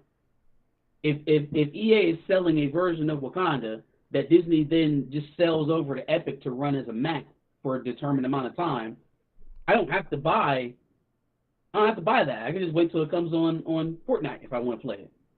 If I can get the experience from the Azuri Captain America game in Fortnite, what do I need to buy the other game for? So that's why they would keep it separate. If they already have something going for their bigger stuff, for maps that you would want to use or character skins and things that you would want to use, they're not going to double lease it, essentially. They're not going to confuse it to where they're giving it out to multiple brands. Well, let me ask you this. Does a partnership with Epic Games... I would just want to know what's going here is my biggest question. It sounds like for now it's kind of leasing some of their characters more so for the Fortnite and stuff like that. But I guess my question is, can they leverage a partnership with Epic Games, being that they're trying to get a little bit more into gaming, to creating more quality products, things more like Spider-Man? What they're going with. It would have been the same question that we had when they were getting into streaming. What are you leading with? And when they were leading with, Avengers, Wanda, Vision, okay, that's strong. When it became Moon Knight, She-Hulk, Hawkeye, Echo, all right, it's not that strong. So same thing here with the game apparatus. What are you leading with? Who are you leading with? The whole thing of using skins on Fortnite, yes, that'll be very beneficial towards Epic. It'll be marginally beneficial towards Disney. But if you're talking about real growth in the game sphere, they would have to put something to the forefront that's meaningful. Like you've already got some of your most valuable products sold up. There's a Wolverine game coming out. There's a Black Panther game. There's a Captain America game. There's Spider-Man franchise already running. Mm-hmm.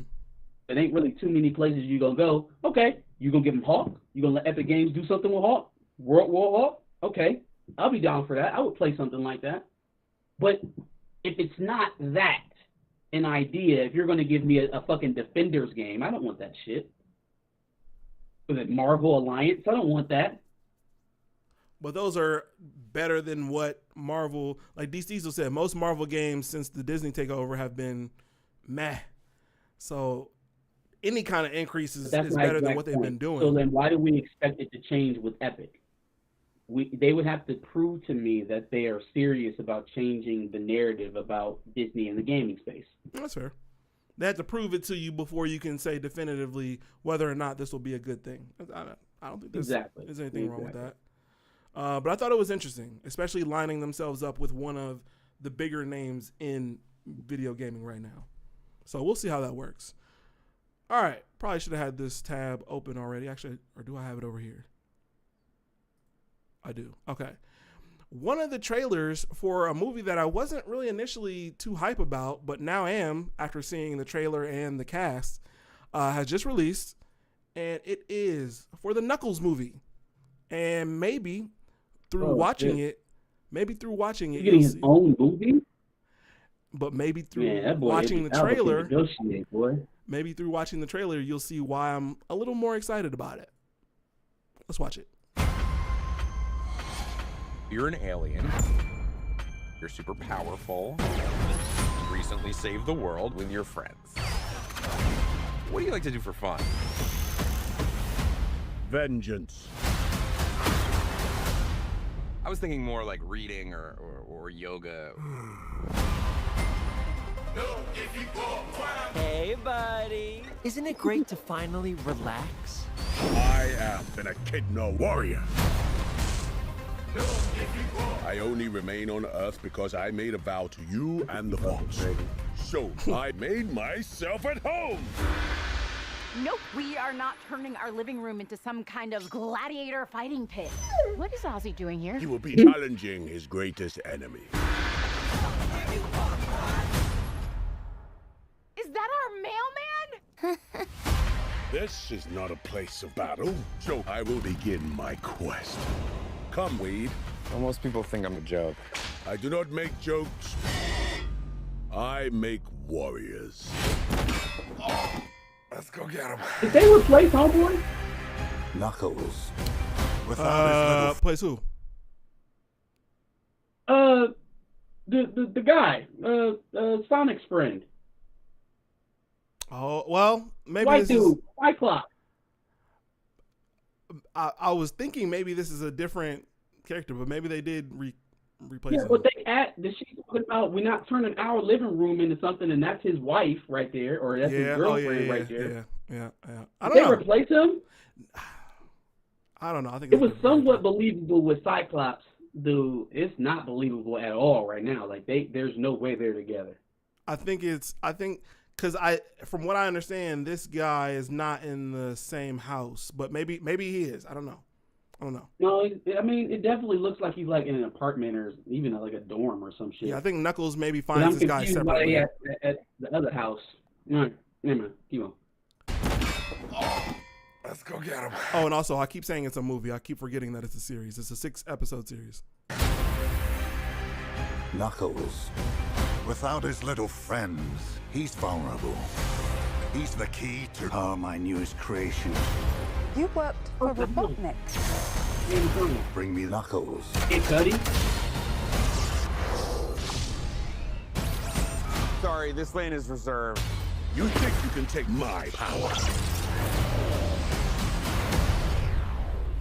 Do I look like I need your power? What are you talking about? Of course we need his power. It's the whole reason we're here. You're mine. I made a promise to protect this planet. I am ready. Oh, snap! Someone's about to get slapped.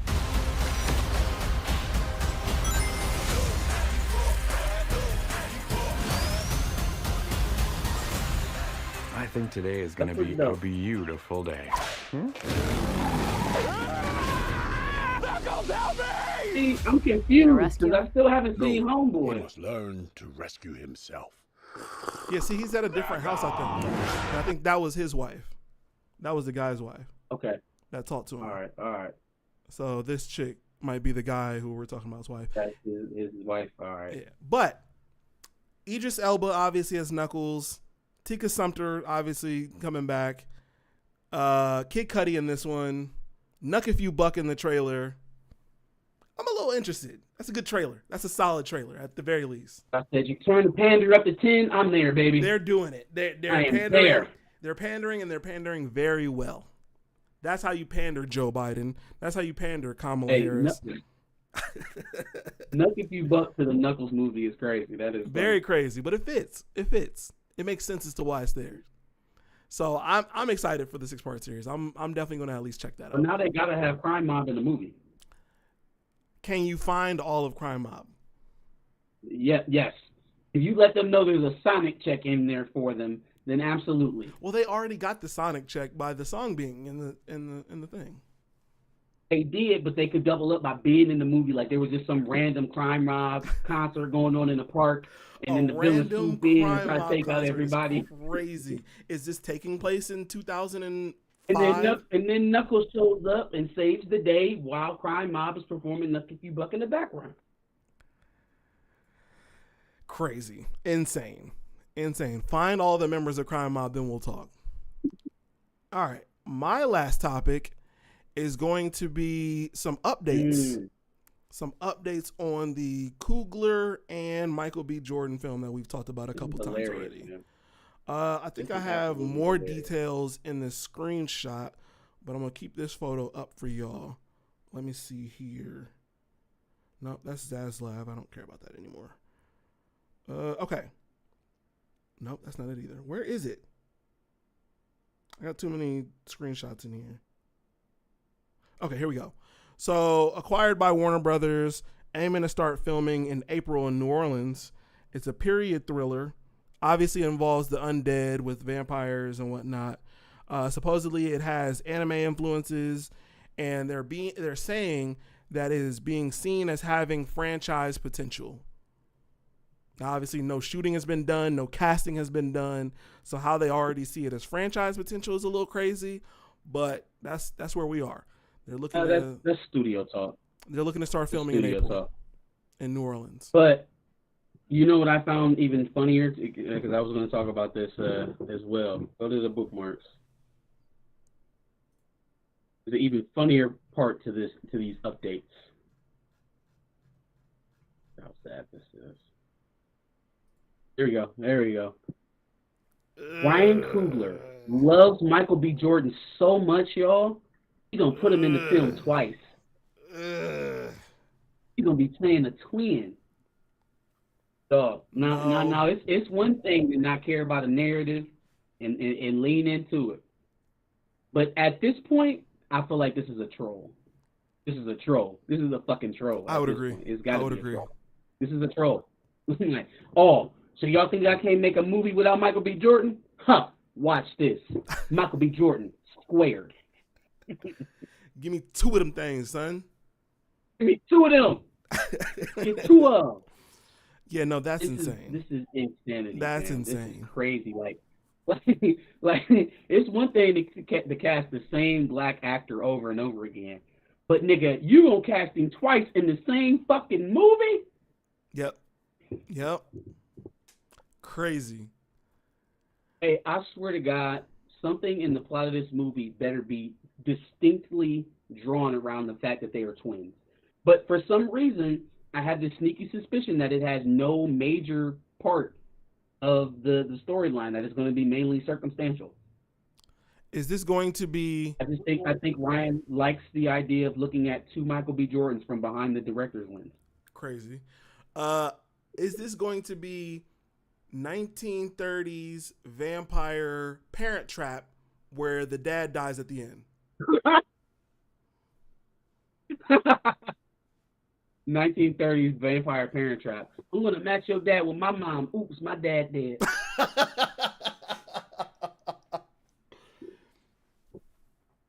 That's Ryan Coogler's rendition of the Parent Trap, right there.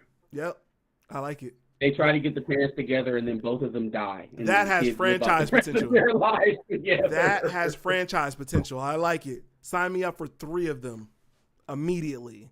Let's get the trilogy going. They try to scheme the parents together, and then they die. Get me a trilogy. I'm greenlighting it right now. That is insane. Yeah, I don't know what's going on with this movie. Every time I hear news about it, it gets a little bit more zany and wacky. And I don't know if I like that. Just saying. Let's see. Tony Robinson says Michael B. Jordan is going to be trapping in Atlanta. Then we will find out that he's also a vampire. Crazy. Struggle bus vampires during Jim Crow, hard pass. That's a fact. Like, what are we doing? Hey, I swear to God, if the vampires are experiencing racism, I'm walking out the theater. I'm walking the fuck out the theater. If the fucking vampires got to fight for civil rights, I'm walking out the theater. Jim Crow vampires is crazy. That's crazy. What are we doing here? No. Twin vampires during Jim Crow is crazy. Hey, the fact that they're already talking about franchise, again, it's studio talk, but I guarantee y'all there is something egregious in this film, y'all. I'm telling you, there is something egregious in this film. This the same David Zaslav that booted Batgirl before it even had a chance to see life. But we watched The Flash. Mm-hmm. Right? Yep. We watched The Flash. Same David Zaslav.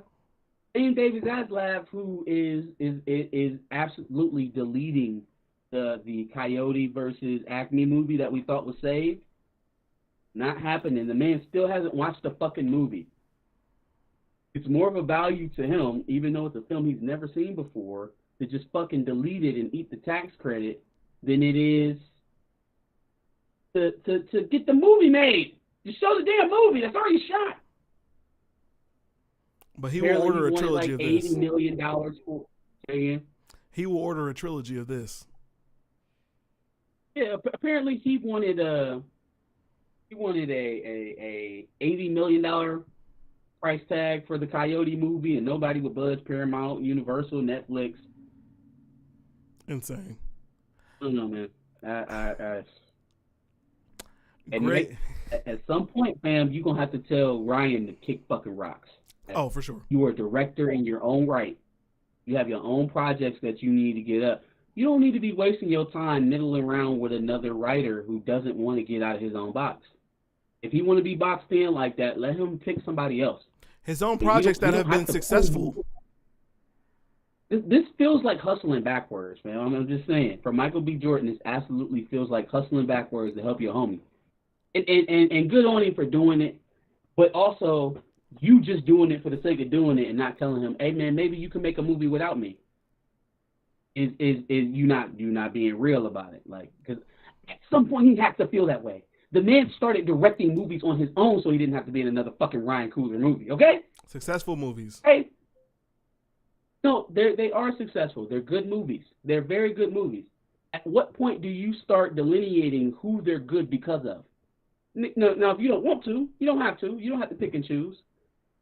But if you are a Ryan Coogler detractor, which I am starting to become, you would point out the fact that everything the man's been involved in that's even the slightest bit of success has to do with Michael B. Jordan equally as much as him. Well, that was my point, is that the movies that Michael B. Jordan has done without Ryan Coogler have been successful. So, oh, yeah, no. Michael B. Jordan has had success without Ryan Coogler. Yeah. Again, that's why it feels like hustling backwards for him. Agreed. Coogler is the one that can't get out of this bromance. Agreed. No, agreed. Gray said the only thing missing is John Ridley being the writer, which is hilarious. Tony Ridley would love to pin that. Facts. And then Tony Robinson said Michael B will be a vampire hunter hunting slave masters who are also vampires. Like Abe Lincoln Vampire Slayer, only not the president, just the random black dude. Yep. Okay. Again, this thing is so zany that could work. I don't see this going well, y'all. I'm gonna just go ahead and call it now. I see the only reason why Zaslav is greenlighting this and pushing it forward so hard is because he has a Marvel director on the hook, number one. So that's taking him away from anything that Ryan Coogler had going on at Marvel. Mm-hmm. And then number two, he knows Blade is coming out in the next couple of years. So why not get your own black vampire franchise off the ground before they do? Especially if you can use a proven Marvel director to do it. Problem with that is that the one he chose is a one-trick pony. He's a one-trick pony. Yeah. And he only got one bag. So if it's not successful doing it the way that he's doing it, it ain't going to be. Yeah, and the fact that it could suck, and then that would kind of backfire on your plans. But yeah, no, I mean, but then again, I'm not really looking to David Zaslav to be a great a picker of quality content as it is. I would agree. That man got rid of rap shit. What is wrong with him? I'm a spin his cream, seduce and scheme. R.I.P. rap shit. All right, that was the three main things I wanted to cover. What you got? Let's talk about Gina Carano. We got bookmarks. And her lawsuit against Disney. Yes, scroll down. Be underneath. Michael B. Jordan post.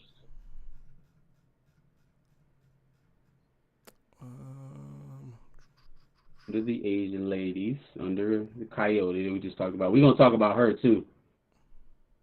Right there. Gina Carano suing Disney over her firing, and she's also suing them to recast her, y'all. That's the part that doesn't make a lot of the headline. Part of her ask is for her to be recasted in Mandalorian. This lawsuit is both part bravery and part utter stupidity. Like, there are elements of this lawsuit that are pure and utter nonsense, just to anyone who has common sense or how labor laws work in America. And also because of some associations that are, involved in this as well. But there's also some bravery involved as well. So we'll break it all down. Gina Carano was fired, what was that, 3 years ago after Mandalorian Season 1? Mm-hmm. For her social media posts, stuff about the vaccine, stuff about the current political climate. There was some Hitler stuff mixed in there. After a series of warnings, she ended up getting let go. Her role in Mandalorian was not recasted. Mm-hmm. A lot of people theorized that threw off a certain track for the Mandalorian that ultimately led us to what we got in season 3, with Corral not being there. I think it is brave for her to sue from the standpoint that Disney is very selective in how they go about enforcing certain standards that they have for what they're going to put up with as an employer. They are very selective on who those rules apply for. Sure. And so if this case ever made it to discovery, Gina would have and her legal team would have a legal right to introduce that stuff into court and make Disney answer for it and tell why these situations are different. Okay, Jonathan Majors got convicted of accidentally or unintentionally harming someone, right? But then you have Josh Brolin, who abused his wife. Mm-hmm. You have Jeremy Renner, who threatened to kill his wife and children. You have William Hurt, who had all of the issues he had, and after his unfortunate passing, mm-hmm. right? Like, or what about you got Tanaka Huerta, who has open sexual assault allegations against him. What about the Evangeline Lilly situation? What about the Evangeline Lilly as well? She had political stances and she got through there. Letitia Wright. Letitia Wright, yeah. Obviously, not just politically, but socially with the trans stuff. So like, you got a lot of characters in here who have very strong opinions about different social and political issues that you did not fire, but you were very, very targeted and prominent on me and my social media. Maybe she'll be able to argue some sort of targeting or bullying in that way. I don't know. Well, if the vaccine rumors of Letitia Wright and her spewing all the information on set or whatever are true, and she has any proof of that, that's the closest thing, I feel like. Sure, no, it would go a long way. Now we're going to get into the why it's stupid. First and foremost, I understand that employers can be found guilty of wrongdoing or negligence or discrimination or what have you.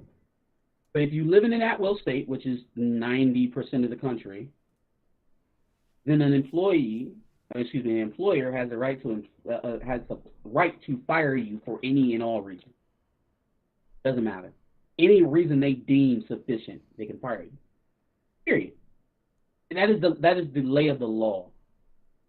That's just is what it is. It doesn't have to be against the law. It doesn't have to be against any specific moral code outside of their own. At will means at will. Means you can work at will, means I can fire you at will. Will is my demeanor. It's my prerogative. Mm-hmm. So for her to be arguing that she was wrongfully terminated in a state where she was willfully employed,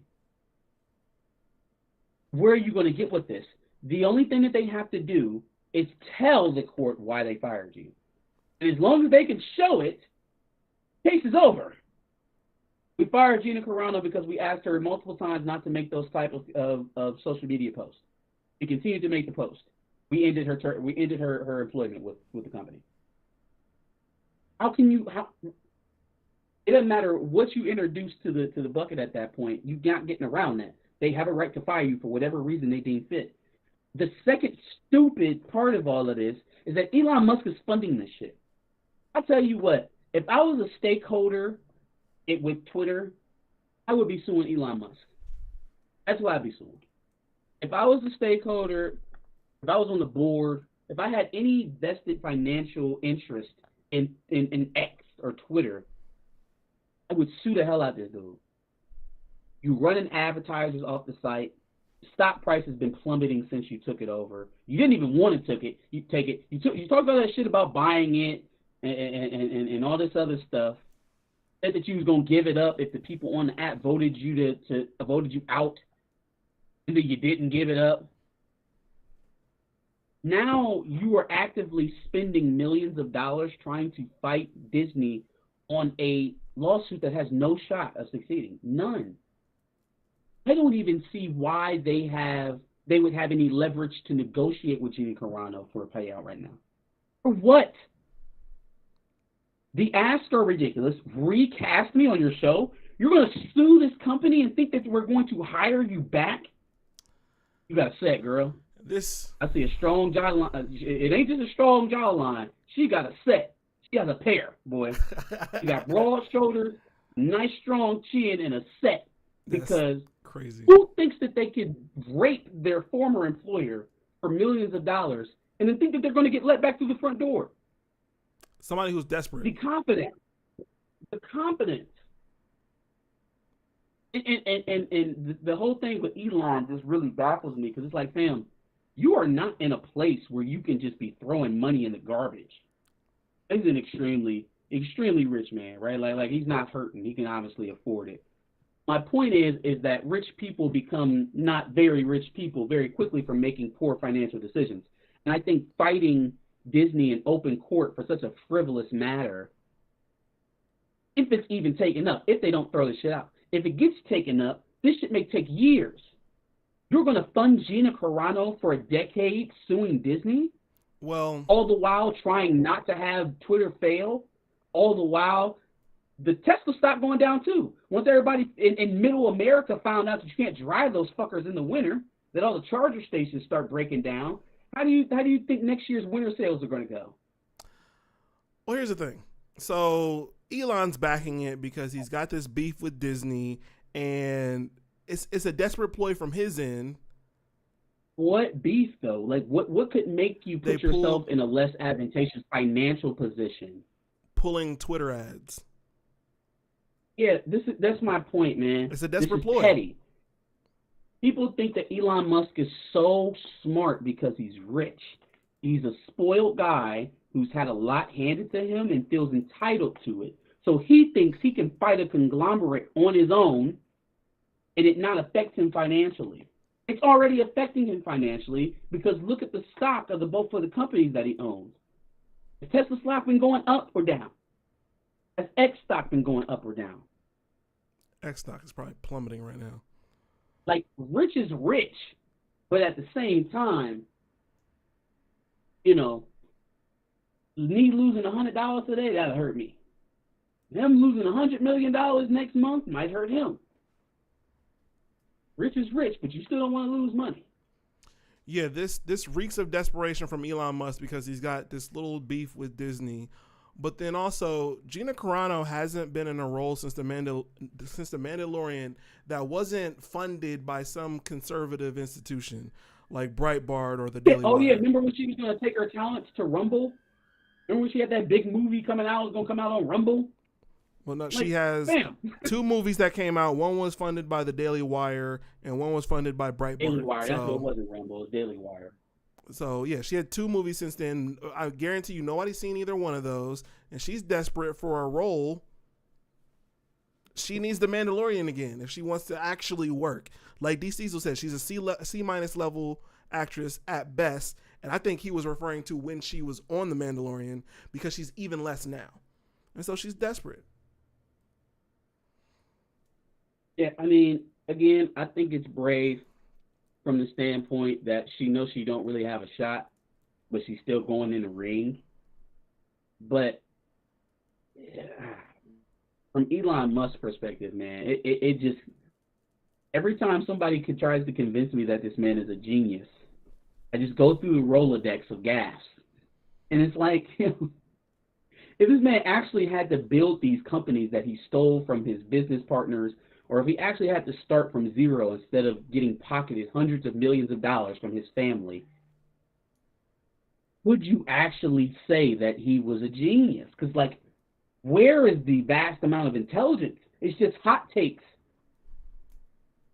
That's what it is. It's hot conservative takes.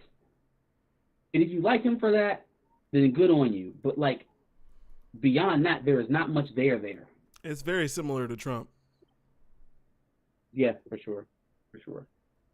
Oh, he's a business mogul. He's a genius. The fuck he is. just stole a lot of shit.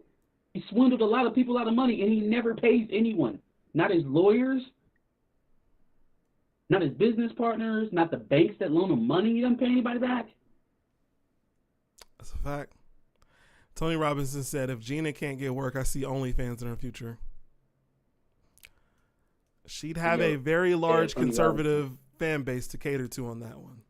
I feel like this is the second time that you've mentioned OnlyFans. So Bobby O'Hall and Gina Carano is your thing on the OnlyFans side.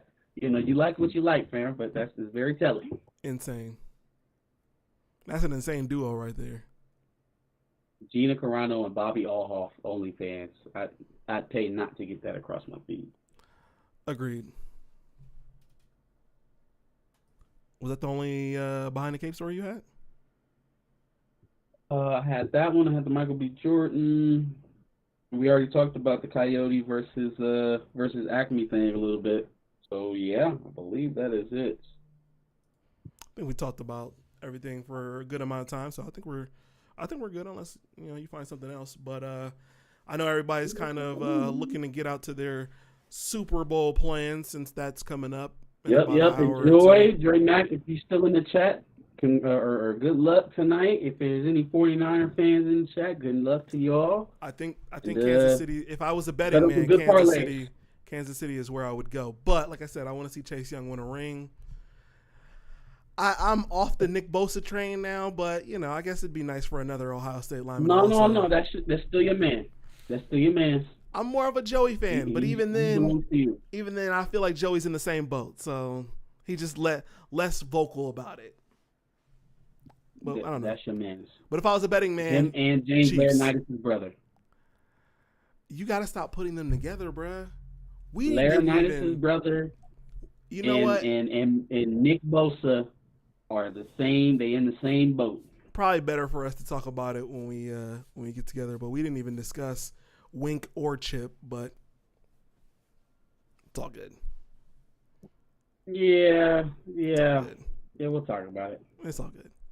On that note, shout out to the chat. Shout out to everybody. Tony Robinson, D. Diesel, Gray, Critical Mass, Polo Boy for coming out of nowhere. Obviously, Dre Mack, Chillmonger, who always show love. Shout out to all y'all. We appreciate y'all. Thanks for getting us to where we are. And I think on that note, we out.